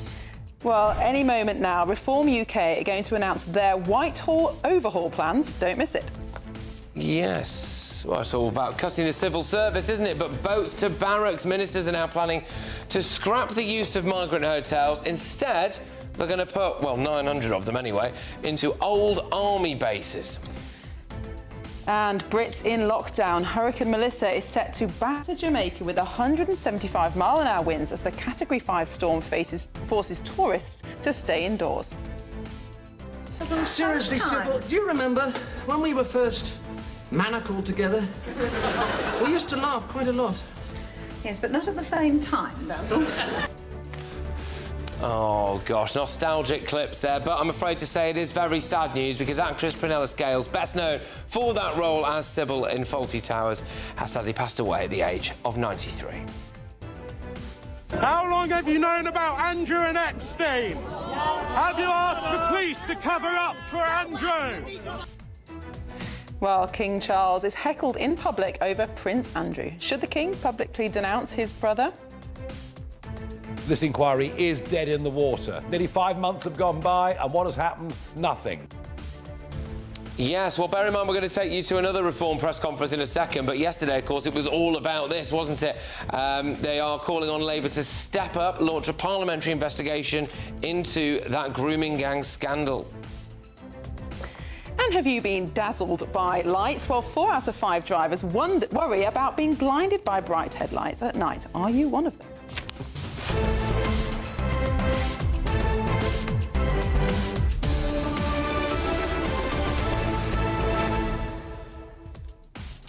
Patrick, what do you think about Reform's idea that Labour should ditch the public inquiry into grooming gangs and do a parliamentary one instead? Well, I think the massive concerns over it being a bit of a stitch-up, this inquiry, from start to finish, to be honest with you. So if you're not going to do that properly, then maybe let MPs do it. The other thing I will say that really stood out to me yesterday was other media outlets who, at an inquiry, or at a press conference, I should say, about grooming gangs, about that very emotive issue, with a survivor, a very brave survivor there, they were just utterly obsessed with asking about Sarah Pouchin's quote-unquote racist comments about adverts, etc. And actually, fair play to Ellie Reynolds, who called it out. Absolutely. She called it out. She said, actually, you're obsessed with racism here. What about the racism towards me and towards other white girls? Right. And for so long, the media have been crying racist at everything anyone says, that they've become almost blinded by it and unable to see a much bigger issue, of course, which is whether or not the gangs and those who covered up for them will be brought to justice. Yeah, indeed. And so what you're looking at there is live shots, and we are... I know it all sounds a little bit dry, doesn't it? Oh, they're going to cut down on Whitehall waste. Actually, it is a very, very big issue, this, because Reform are going to be using that to try to say how they can afford to do a lot of things, also how they're going to be able to maybe lower taxes, etc., cutting back on, huge civil service overspending. I mean, they want to reduce civil service by, I think, a third or something like that. And it's not just the amount of money, it's about who has control. And I think what they're going to point out is that since the Blair era, so much power has been outsourced out of Parliament to Quangos, which means that ministers genuinely don't have control over some of the big issues of our day, like, for example, small boats. And that's the root of some of our problems. This is why, no matter who you vote for, when they get a stonking majority and they come into power and they go, oh, I'm sorry, our hands are tied. Well, this is what they're trying to get rid of. They want to get rid of the people who are tying their hands, I think, really. But we've got a lot on this hour, haven't we? We have, yes. Only an hour to go. Do send your views and comments to gbnews.com/yoursay. But first of all, the headlines with Tatiana Sanchez.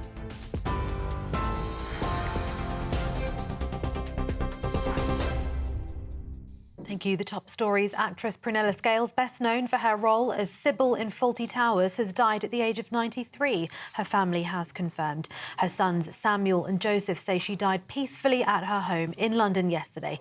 This year marked 50 years since the comedy show first appeared on screens. Prunella had been diagnosed with vascular dementia in 2013. Thousands of small boat migrants will be moved out of hotels and into old army barracks. Discussions are underway over the use of 2 sites, one in Scotland, the other in the south of England, for accommodation for 900 men, as first reported in The Times. It's understood Prime Minister Sir Keir Starmer has instructed Home Office and Ministry of Defence officials to accelerate work to locate appropriate military sites. Let's take you to Westminster now, where Reform UK's Danny Kruger is speaking.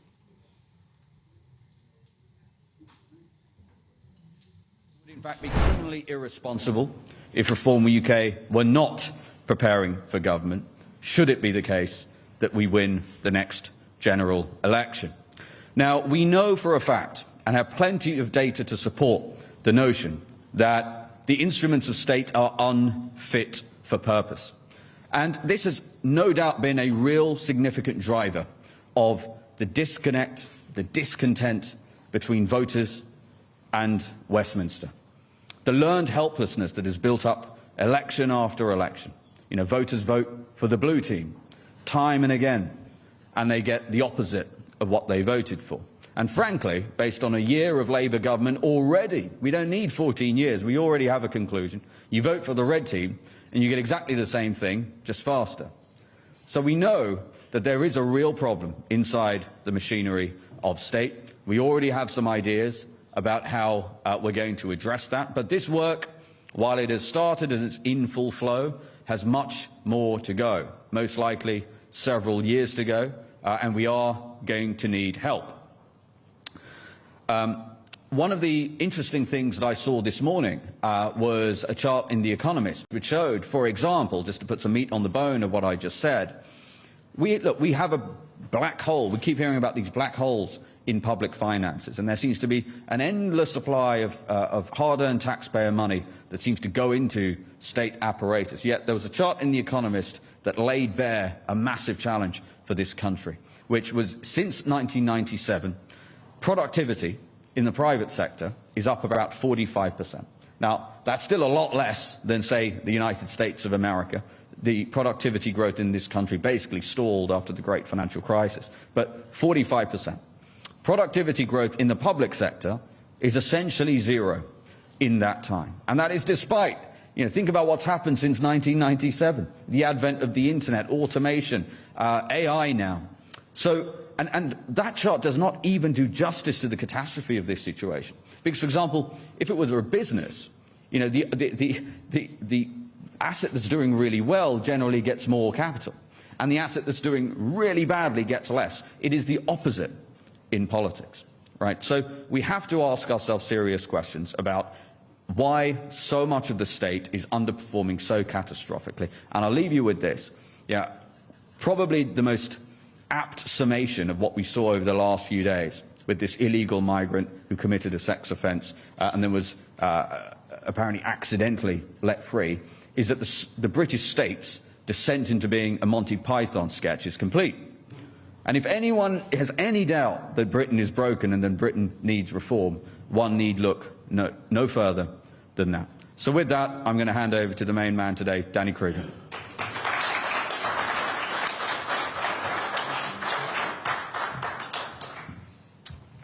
Thank you very much, Ian. Thank you all. Thanks for coming. It's very good to see you all. So a lot of my old friends from the think tank world here today, including Tim Knox, my first boss in Tufton Street out in force today. So good to see you all.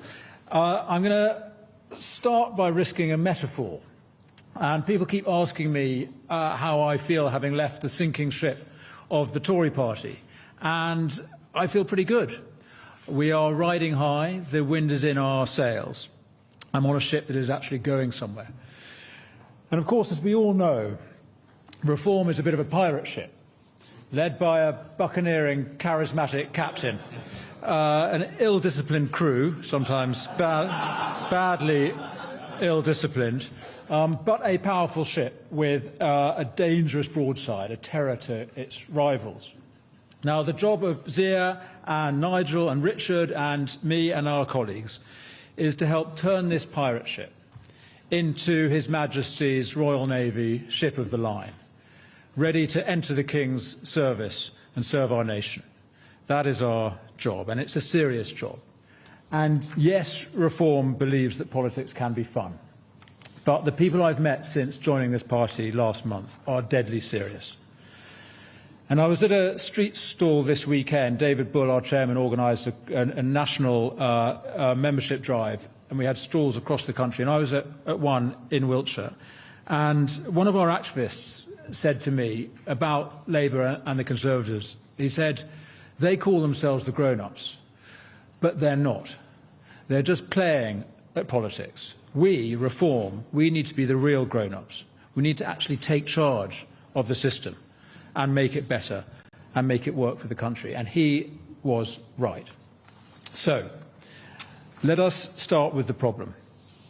And polling and focus grouping and door knocking and all of our personal experiences confirm the state of Britain in 2025. Nothing works properly. It's impossible to build anything. The streets are dirty and unsafe. Taxes and prices are far too high.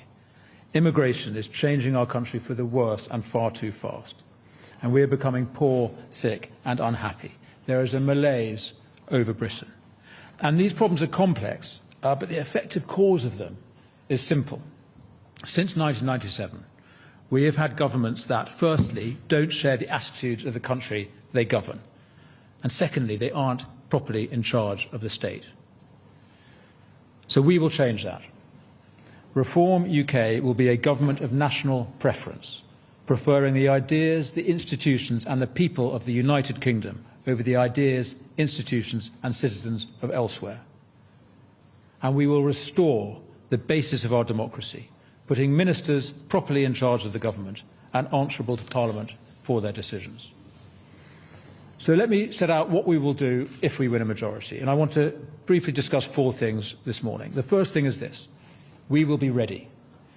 When Nigel Farage walks into number 10 as Prime Minister on the day after the next election, I don't want the Cabinet Secretary to welcome him in like the latest short-term tenant of the building, sit him down for a briefing on the House rules, and then politely ask if he'd like to change anything about the decor. I want Nigel and his Cabinet to sit the civil servants down and tell them the plan.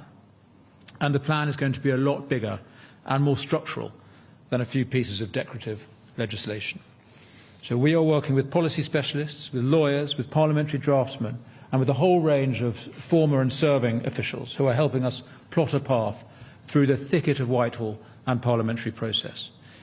If we win the election, we will have legislation drafted and ready to go, a new ministerial code and civil service code drafted, orders in council prepared, people lined up for key appointments, and it will all start on day one. So the first thing is we will be prepared. The second thing that we will do is to grip the civil service itself. It is simply not acceptable, and Reform UK will not accept, that ministers have to take advice from and trust the execution of their decisions to officials who answer to different bosses than them and whom they cannot, when they need to, quickly remove from their posts. So we will bring more expertise, advice and executive capability from outside government to serve in Whitehall. We will reform the Civil Service Code to ensure that officials at the top of the civil service, and certainly those at the centre of government, are directly answerable to politicians, including for their jobs. And let me be very clear, the growth of the civil service will be reversed. Now, after falling in the wake of the global financial crisis, the headcount of the civil service rose again after Brexit. Shame on the Tories. And it passed 500,000 in 2003. So we put the civil service on notice that under a reform government, we expect the headcount to fall dramatically. And it won't be like last time under the Tories, when they reduced numbers and froze pay, and the civil service just gave themselves all promotions, up the pay scale, and therefore pay rises, and we ended up with a bigger wage bill than before. You can see there this absurd transformation of the shape of the civil service from a pyramid to basically a pillar, with more people at the top than at the bottom. So that has got to change. And as we do that, as we cut the system, cut the headcount, we can do something else. And this is another thing I hope the civil service will be ready for if we win power. In the last 30 years, as the size of government grew, so did its physical footprint, both beyond London and Westminster. Britain used to administer an empire from a couple of buildings grouped around Downing Street. In the 1820s, Sir Robert Peel ran the Home Office with 17 officials. Lloyd George delivered the People's Budget in 1911 with a treasury of 26 people. And of course, in those days, Westminster was a residential district. Now, in 2025, it's a wasteland of acronyms: the MOJ, the DWP, the DFT, the DFE, the DHSC, the MHCLG, all housed in these great glass and steel towers, mostly empty, because everyone's working from home. So if we look at this map here, you can see at least 5 buildings whose leases are all coming up for renewal before the end of the next Parliament. And a reform government will not renew those leases. There's something in the region of 100 million of annual savings right there, just in those buildings. £500 million over a 5-year term. So a more concentrated government machine will be cheaper, leaner and more accountable to ministers, Parliament and the public. And our ambition is to make Whitehall Whitehall again, to restore the civil service to the street called Whitehall. So I've explained that we will be ready for government and we will take back control of the Whitehall machine. The third thing we'll do is this. We will make sure the wider system outside Whitehall also respects the mandate of the government. Nigel Farage will not let established conventions or vested interests or bogus appeals to higher authorities than the will of Parliament get in the way of the plan that has been accepted by the public in a general election. We want to restore the proper basis of our democracy, whereby public servants answer to ministers who answer to Parliament. We don't come with a chainsaw or a wrecking ball. We respect the institutions of the country, the armed forces, the police, the church, the judiciary, and we respect the professionalism and expertise of the people who work in them, so long as those people respect in their turn the right of Parliament and of ministers to make the rules they work by.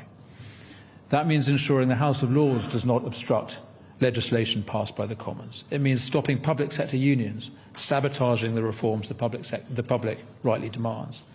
And it means exiting international legal conventions and changing the rules on judicial review that allow judges to countermand the decisions of the government.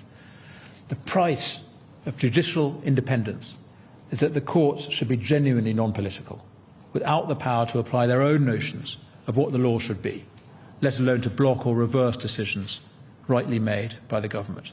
That is the real rule of law, the independent application of laws made by Parliament. So to recap, we will be ready for government, we will grip the Whitehall machine, and we won't let the wider system stop us. And this is my fourth and final point. The institution we respect the most is our sovereign Parliament. International law and the civil service and the quangocracy and the trades unions, they are not there to second-guess the government. But Parliament is. Now, Reform UK is not best pleased with the current Parliament.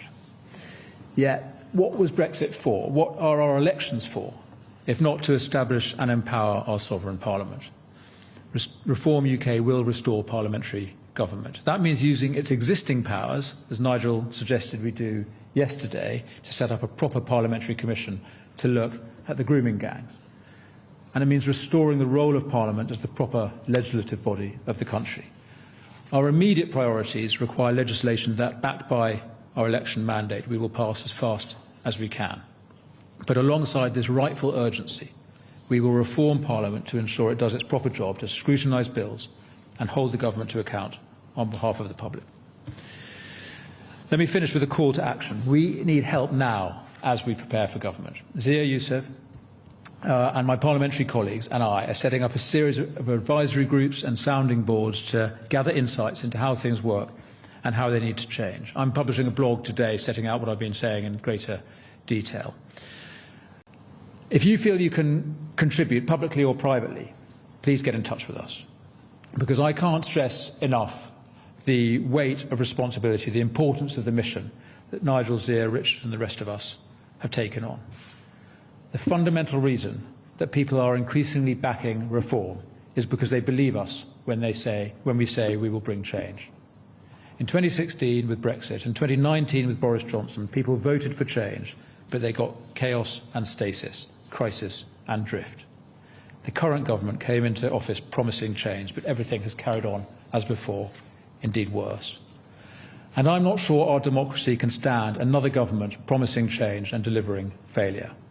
I know Nigel Farage is determined to be different, but to help him be the Prime Minister the country so badly needs him to be, we need the country's help.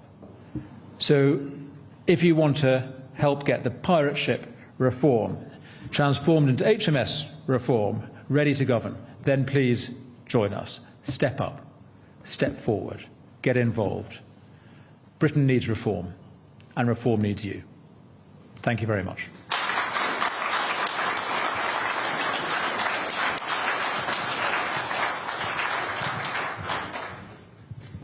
All right, everyone, so we will now go to questions. We've got media here. We've also got a number of think tanks who I'm sure having interesting questions to ask Danny and myself. So let's start with Harry Farley at the BBC. Thank you very much, Harry Farley from the BBC. Danny Kruger, you talked about making sure the House of Lords respects the Commons. Can you set out a little bit more detail? Are you talking about House of Lords reform, wanting to limit the amount of times that peers could make amendments to government bills? Could you set out a bit more detail on that? And secondly, you were once quoted as talking about wanting the creative destruction of public services. Are you now talking about the creative destruction of the British state? Thanks, Harry. Well, on the Lords, I mean, there's a huge job of work that we want to do in a very methodical way about planning our legislative programme and then thinking about how that's going to be sequenced in terms of introduction and passage through Parliament. But yes, the principle will be, with it, and of course, as you know, with an election mandate, the House of Lords acknowledges the will of the Commons. So we are confident that with the reforms we might have to introduce, including the creation of new peers, because obviously there's going to have to be some reform Lords created, and we'd like the Prime Minister to get on with that actually and start doing that in this Parliament to reflect the reality of public opinion. But we're confident that with the Salisbury Convention, also with the judicious use of the Parliament Act as necessary, and with the recognition that ultimately the Lords are secondary to the Commons, we're confident we'll get our programme through.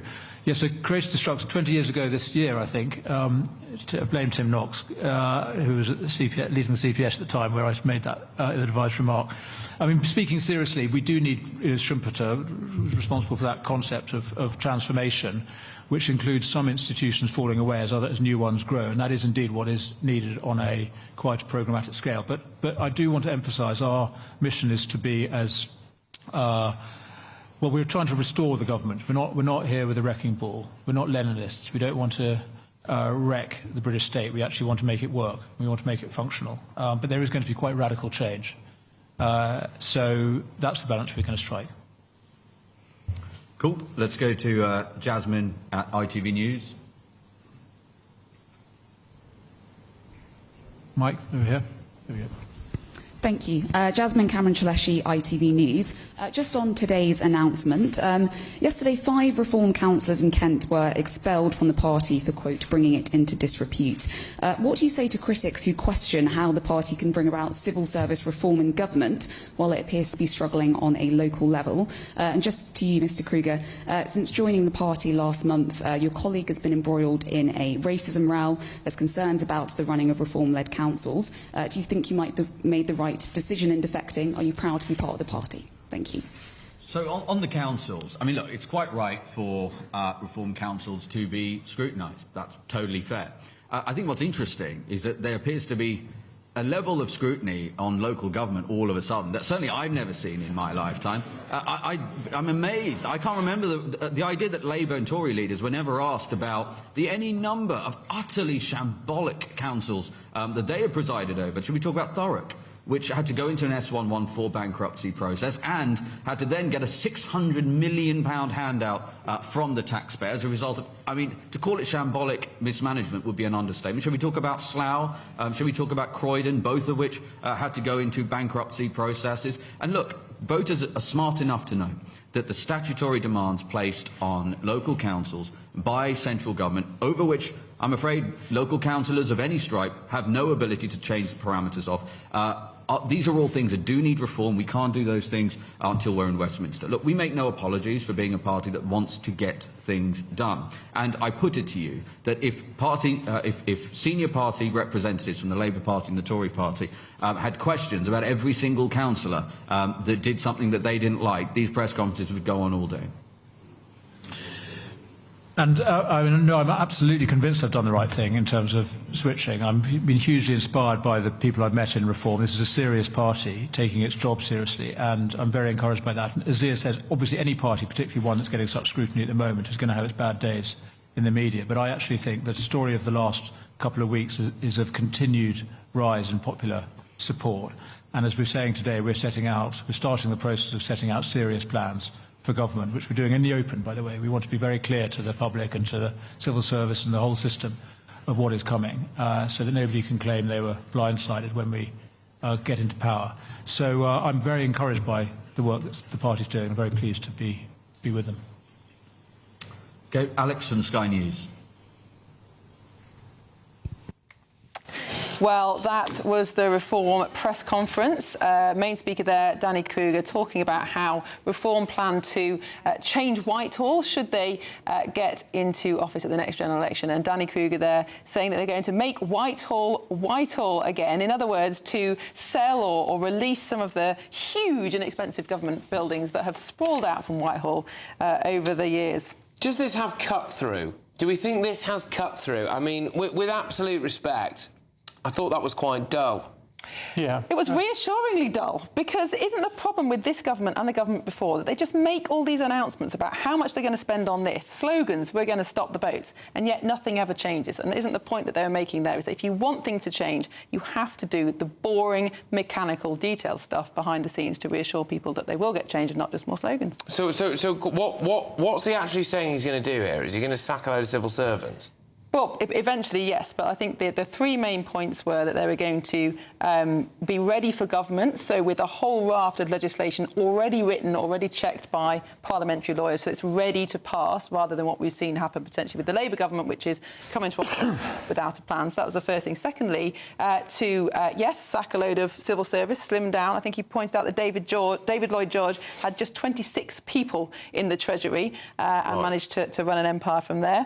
And then to make Parliament sovereign again. One of the biggest problems that we've seen over the last few years is that following Brexit, following huge general election changes, we've seen no change because Parliament and ministers aren't actually in control. OK. Boring but useful, perhaps. Boring but useful. There you go. What do you make of that, then? Well, I must say, I thought his delivery was rather flat. It didn't feel very passionate or very sincere. I'm sorry to say it. I thought that was rather a waste of time. I mean, it's obvious that it's a very popular thing to say, let's cut bureaucracy, and I think everyone would agree. For example, in the Cabinet Office, I often ask people, how many people do you think are in the Cabinet Office? The answer is 6,000. And I mean, that in itself is extraordinary. And also, this government has created 28 quangos in a year. They could all go. And on top of that, any time they've got a problem, instead of dealing with it and using their bureaucrats to deal with it, they set up an inquiry costing millions to the taxpayer, which goes on for years and doesn't achieve anything. If they could have done a bit more of that, you know, come on, sex it up a bit, right? Yeah. You know, I want to hear, right, you know, how many quangos have we got? What's happened here? What's happened over there? Well, I thought the delivery was flat. Well, what he should have done, really, is actually tell us what he's going to do. And we heard none of that. So, I mean, looking through there, he wants to save £500 million over 5 years by getting rid of government buildings. Fine. Where do you house the people you've got in the buildings at the moment? The reason they're in Whitehall is because that's near Parliament. It is the centre of administration. They didn't say get rid of Whitehall. He wants to relocate civil service people into Whitehall. Yeah. And buildings like Department for Education, which has sprawled out a long way, well, not a long way from Whitehall, but not on the street Whitehall, and that gradually the civil service is just growing and growing and growing. And Danny Kruger made the point that in the past, the civil service was a pyramid structure with a few senior management, senior officials at the top, spreading out to more junior colleagues. But it's become a pillar, I think he called it. Basically, they've promoted themselves, so they're all higher-ups, paid a nice lot of money, with nobody at the bottom doing the actual job. And most of them, a lot of them working from home far too much. And, I mean, the point is that in almost every department, it's not working. I mean, you try ringing the tax office and getting a reply. You try ringing your hospital to get an appointment. I mean, almost every department, it needs proper surgery. Isn't one of the problems that you can't sack anyone in the civil service? I mean, there was that bloke who nearly gave Gibraltar back to the Spanish without shot being fired, and actually, in the end, Dominic Raab got sacked for daring to get angry about that. Yeah, but I mean, but at the moment, 10,000 civil servants have been earmarked to be sacked. So that is actually happening. I mean, the civil service is being slimmed down. You wouldn't notice it. The question really that he didn't answer is when he's talking about changing the civil service cabinet, code, making civil servants answerable to ministers, which really they already are. What does that mean? Does that mean a politicised civil service, which is always the threat? No, it is politicised. Tony Blair politicised the civil service. The civil service, there was a recent stat that came out, it wasn't just the civil service, by the way, that the public sector were more sympathetic to things like Hamas or China or Russia than the British state compared to any other aspect of British society. The point of the civil service system as it exists is we have an independent civil service that doesn't change with governments, unlike America, where they actually do a complete clear-out when a new president comes in. And the point of that is they're there to carry out government policy, whoever that government might be. But the point that Reform are making is that they're not independent, or rather they're not subject to Parliament, because there are now these higher authorities that they can appeal to, whether that's international law, the ECHR, human rights and equalities law, that actually civil service can potentially use to not obey the will of Parliament because they're appealing to some other power. Yeah, I mean, these are fair points. And there are aspects of the civil service that have been politicised originally by Tony Blair, and there's no question that needs cleaning up.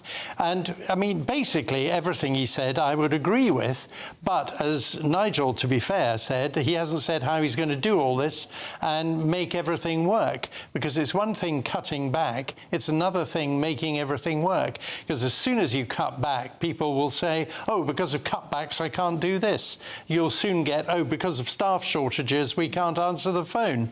And I can just see it happening. That's the excuses we'll get. So the danger is you make things worse, much worse, unless you think it through. And to be fair again to Danny, he did at least say it's going to take time, we've got to work it through. And I think this is good, but I do think Reform, by having these press conferences every day and making endless announcements, at risk boring people, you know, less is more. And when Nigel Farage talks, people listen. And noticeably, he wasn't at this one, which I think was a good thing, because we could get too much of him and he could peak and start losing support. I think they've got to be careful they don't overdo it at the moment, particularly at this stage in Parliament. Peaking too early is a mistake, and they need to manage this very carefully. They're at a point where they could overblow it and risk losing support. Yeah, well, absolutely. Well, we'll watch this space. There is a lot of other news in town, of course, because illegal migrants are going to be housed in military barracks across the country. Keir Starmer's vowed to close all the migrant hotels within a year, and if you believe that, then I've got a bridge to sell you. And also, as well, it turns out Prince William apparently threatened to do away with Beatrice and Eugenie's titles if Prince Andrew kept Royal Lodge. It's all kicking off in the Royals like a soap opera, isn't it? And it's like the Middle Ages all over again. Well, here's your 60-second news update with Tatiana Sanchez.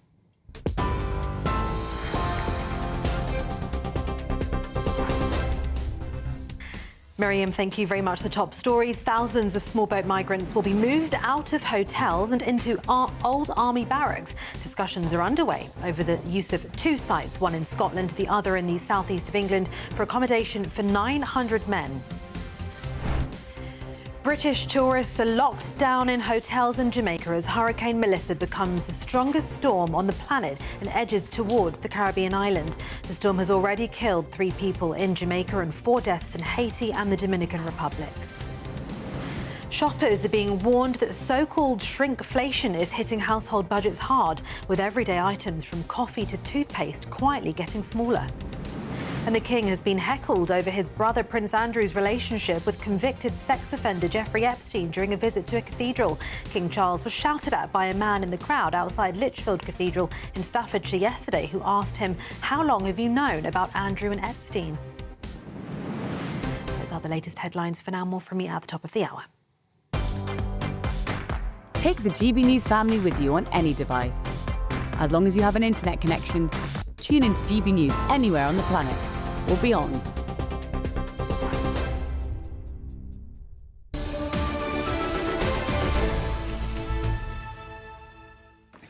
Well, welcome along. Yes, it's Good Afternoon Britain next with Tom and Nana. Tom is with us now. What's on your show, Tom? Guys, there's a smorgasbord of different stories today. Of course, we're going to be dealing with this plan to house small boat migrants in barracks. The problem is, with record numbers of people coming across on small boats, is people just don't want them anywhere. There are communities living near the barracks who don't want them, people living near hotels don't want them in HMOs either. I mean, there is an easy solution here, which is, of course, stop them coming in the first place rather than decide what they do, although clearly government after government has not found it that easy. But also there's a big economic story today, and that is that we're expecting productivity in this country to be downgraded by more than expected. It sounds like a dry economic story, but this really matters. A small downgrade in the expectation of productivity widens Rachel Reeves's black hole by a huge degree, by perhaps 20 billion more than was expected. I mean, this is the worst of all worlds, the upper bounds of the bad expectations for the budget.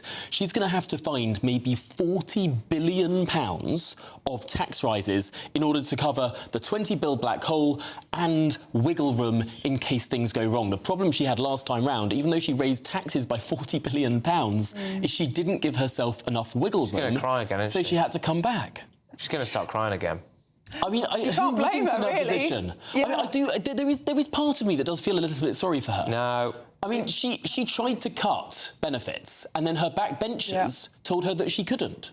And so she's sitting there trying to pull levers in the Treasury and find out that they're not attached to anything because the backbench Labour MPs won't let her do any spending reductions. So everything has to be tax rises. And if she does raise taxes, they'll downgrade growth forecast again, no doubt. And I don't know if you were listening to the press conference just now, the Reform press conference. Zia Youssef said that since 1997, private sector productivity up 45%, public sector productivity 0. Flatlined. It is the most extraordinary graph. When we talk about the productivity problem this country has had, and frankly the big productivity problem that's going to raise all of our taxes next month, it's extraordinary that we're not looking to the private, especially as, over the course of that time that you described, the internet came about, mobile phones, online shopping, all of these different things that have massively increased productivity in every normal job unless you work for the government. Absolutely, 100%. I mean, I'll be interested in the discussion point, actually. Does anyone have any sympathy for Rachel Reeves? I think I know the answer. You do? I do, because I think her hands are tied. And even if she hadn't made bad decisions last year in the budget, well, that particular one, raising employers' I mean, I would argue the worst decision she made was going into politics. She's got, well, quite possibly, but she's got a huge debt problem that's not her fault. She's got backbenchers that don't, frankly, understand how the economy works. She is incompetent. Although, to be fair, Tony Blair faced these issues as well. What did he do? He convinced his backbenchers that it was necessary to do spending restraints. Exactly. Now, I'm sorry, I think she's way out of her depth. Do we have to move on, do we? Sorry, we can carry this on all day, but Tom will be there at 12 o'clock with Nana to continue that very important discussion. But up next, does the King need to publicly denounce his brother? How long have you known about Andrew and Epstein? Have you asked the police to cover up for Andrew? Well, apparently Prince William has threatened to boot out Eugenie and Beatrice from the royal family if Andrew didn't leave Royal Lodge. That seems to be the latest line, but see if Andrew stands by what he said in 2019. I've questioned myself as to why did I go, what was I doing, and was it the right thing to do? You're watching Britain's Newsroom on GB News. Don't go away.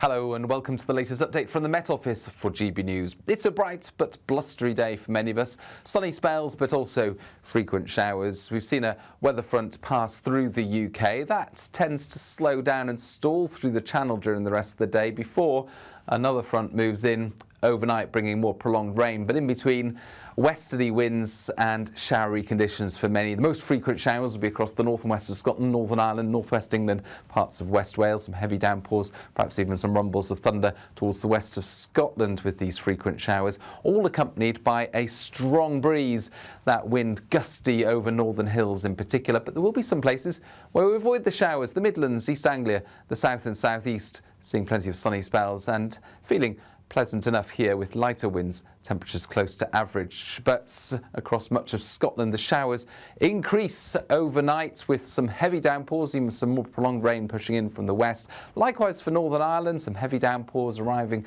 through the evening, those then pushing into Northern England and North Wales. Further south, drier for a time through the evening, but you can see the cloud becoming thick once again across the southwest of England, and this area of rain, the next weather front moving in initially across parts of Wales late evening, and then after midnight that blossoms across a large part of the Midlands, the southwest of England, and we'll see some showers moving into the southeast. Clearer spells for northern England, Northern Ireland, as well as much of Scotland. In between, some heavy showers, but where we get those clear spells and lighter winds overnight, it'll be a chilly start on Wednesday, perhaps a few mist and fog patches first thing across northern parts of the UK. Otherwise, bright spells and showers once again, but we do have this area of rain initially across central parts and then sinking into the southeast by the afternoon. A cloudy and damp day here, 14 Celsius, cooler but staying fairly blustery and showery further north. You want to know what's really going on in the corridors of power? Labour don't know what to do with you half the time, and that makes you quite lethal in the chamber. Get behind the headlines with Chopper's political podcast. Join me, Christopher Hope, as I sit down with the great and the good of British politics. We'll see where this ruling takes us. These are the stories shaping our nation. Chopper's political podcast, available now on all platforms. Listen in and stay ahead. Decisions made in Washington aren't just shaping America, they're shaping Britain too. From migration to global security, from crime to health. Whatever happens in the White House today will be felt in your town or city tomorrow. That's why The Late Show is live from Washington, D.C. Cutting through the politics to show you what it all means for Britain. The Late Show live every night at midnight. Only on GB News, Britain's news channel.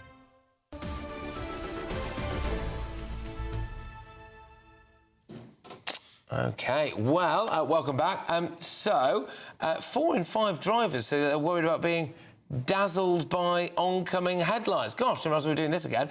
As the nights draw in, concerns getting brighter too. Massive story, this. Very important public safety story, Patrick, because the government is unveiling a long-awaited report into headlight glare, with campaigners urging action to make night driving safer. Well, we're joined now by the Director of Policy and Standards at the road safety charity I Am Road Safety, Nicholas Lyes. Nicholas, thank you very much. OK, why should we care about this?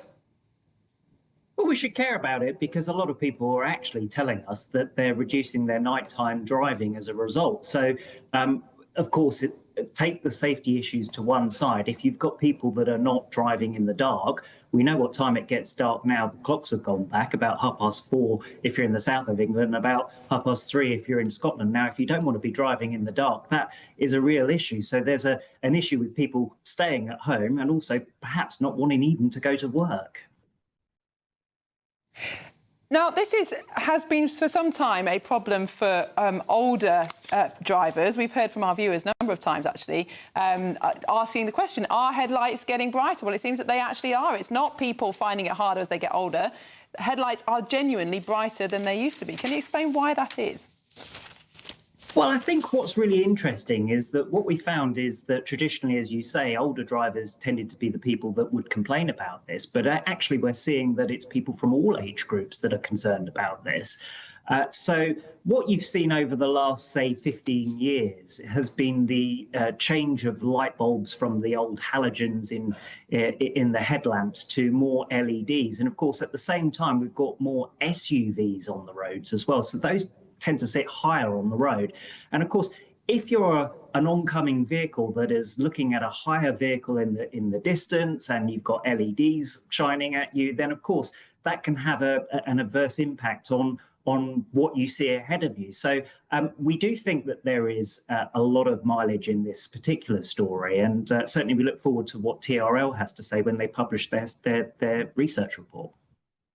I think a lot of people in London who don't drive a lot perhaps won't see the significance of this story. But for people who live outside of London and are absolutely reliant on their car for getting around and have to drive at night, this has become quite a frightening issue. I mean, I had this experience just the other day where I had to stop because I couldn't see because of the headlights coming towards me. What do you think the government will do about this? Are there some regulations that they can potentially implement that would reduce the dazzle?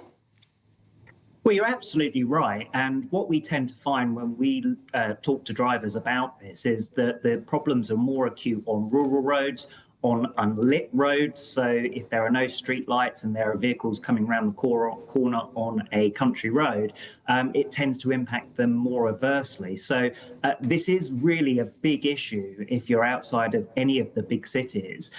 So the government has somewhat restrictions on a somewhat restricted approach that it can take here. So while it is absolutely great that they're looking at this as part of their road safety strategy, a lot of what is happening with lights is governed by international conventions. So this is something that will need to be looked at. In terms of what we could do with existing vehicles, well, there is one lever that could be pulled here. Perhaps we should be looking at the MOT, whether we can make any changes to that. So, for example, at the moment, yes, we do check headlights, but are we measuring luminance from those headlights? That could be something that could be explored. All right, well, thank you very much for that report. Well, we'll keep you up to date with what the government say. Yes, indeed. We could just ban Ed Miliband. I mean, that would be the thing, wouldn't it? Just ban Ed Miliband, because ultimately this is a net zero thing. But in the war, they've made people black out their headlights, didn't they? So that they didn't guide enemy bombers, but of course people just died from car accidents. Well, yeah, or other stuff during the war, of course. But, right, anyway, there's been so much going on in the world. Small boat migrants have been sent to army camps, the economy is crumbling, and, of course, as we've done twice now, headlights. You don't like this story, but I think it's really important. Sorry, I think more people are working. You know, Prince William's given an ultimatum to Prince Andrew. I don't care about that. About Royal Lodge, you know, we've got, the economy, Rachel Reeves has knackered the economy. I think it's because you live in London, and so you don't have to drive a lot. But people who don't live in London and have to drive, and even picking your kids up from school now is going to be dark as the clocks have changed. This is a big deal. If you can't see, it's pretty scary. Yeah, OK, well, fair enough. Let us know what you think. Maybe I'm just blinded by the lights in the studio. Who's right, me or Patrick? Yeah, it's probably Miriam. Anyway, right, OK. Not usually, according to your say. So if you like bright lights, right, there's nothing brighter than the sun, and now it's your travel weather. Too bright and it's Ed Miliband's fault.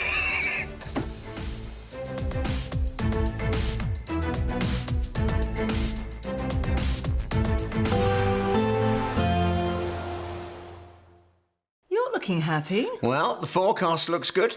So you've sorted the travel insurance then? All Clear Travel Insurance sponsors GB News Travel Destinations Forecast.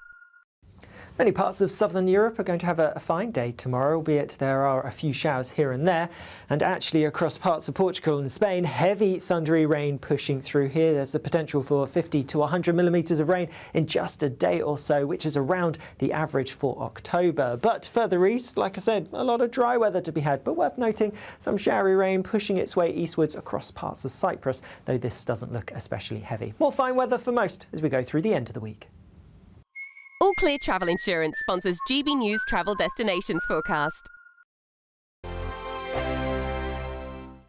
I'm Michelle Dewberry, this is Jubes & Co with you. Hello everyone, Patrick Christie is here to GB News, Britain's news channel. Access the stories that matter to you. Take the GB News family with you on any device.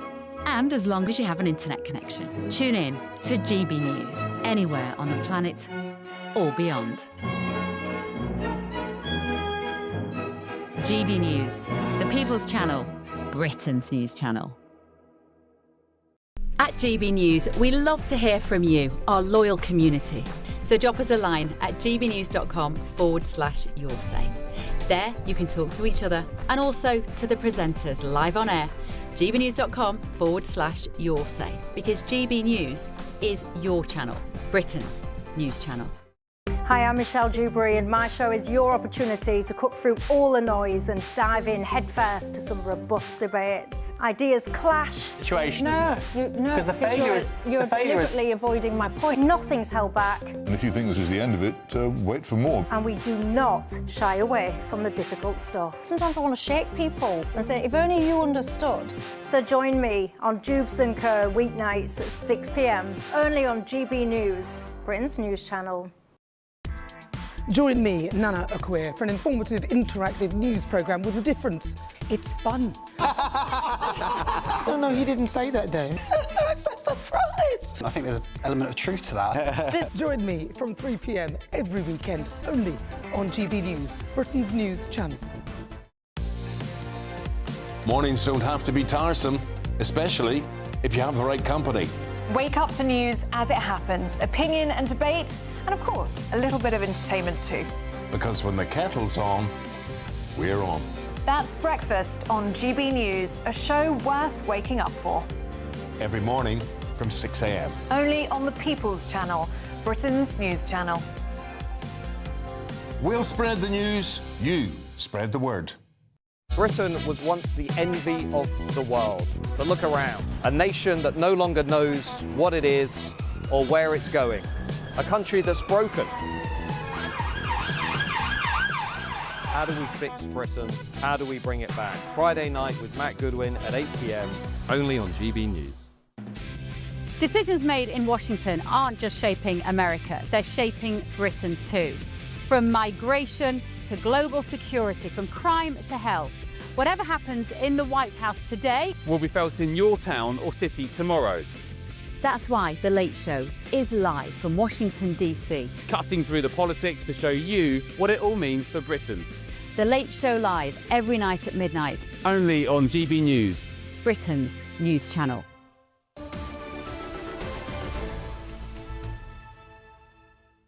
Welcome back to Britain's Newsroom, and you've been getting in touch with your comments, and Patrick will be delighted that they're all about headlights. Oh, good. Right, because there's nothing else going on in the world. You know, no major crime incidents we should be talking about, or Prince Andrew, or illegal migrants. Well, we're going to come on to Prince Andrew, but I don't think that's very important, personally. Yeah. But Gaynor says, I thought people were flashing me, but they were just going over those bumps in the road.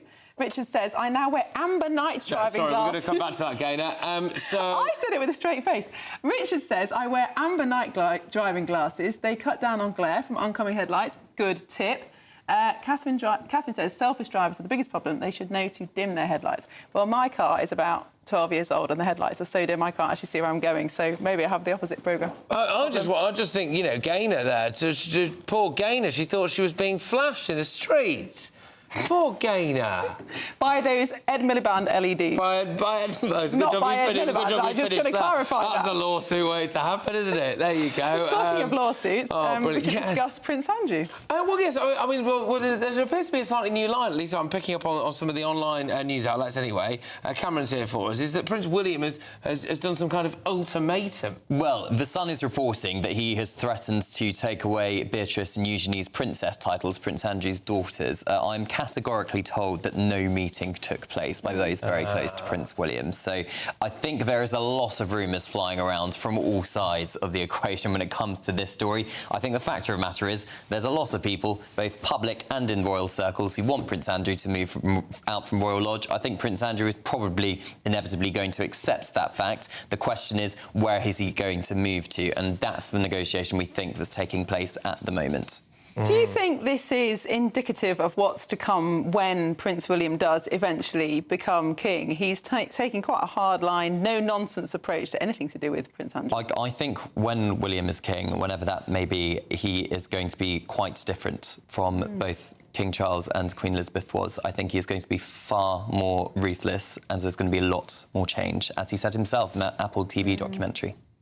Yeah, indeed. Well, watch this space, I suppose. Yeah. Slightly annoyed that we also have to find Fergie a house. Well, yeah, yes and no. It's tricky, isn't it? She's no longer a working member of the royal family. She hasn't been since 1996, but she has been cohabiting with Prince Andrew. She got a lot of praise when she was open about her cancer diagnoses last year, at the same time that the King was, and how that helped people, you know, come forward with their symptoms and all the rest of it. But unfortunately, again, her links to Jeffrey Epstein have haunted her, just like they have done with Prince Andrew, and that is why they're in this mess. Absolutely. Cameron, thank you. Well, it's been a pleasure to host with you, Patrick. I've enjoyed Don't forget to pick up the nappies. What else was it on your way home? Yes. Can't remember. That's it from Britain's Newsroom. Tom and Nana are up next. Is it £10 billion of tax rise pain? 20? 30? Some suggestions today it will be £40 billion of new tax rises in Rachel Reeves's budget, all thanks to productivity. We'll have the details. And also, those migrants, they're going to move them from hotels. Where will they go? Yes, it's army barracks. That's what we all thought. I'm with Danny Kruger. They should be deported if they come here illegally. But we'll all of that and more after the weather.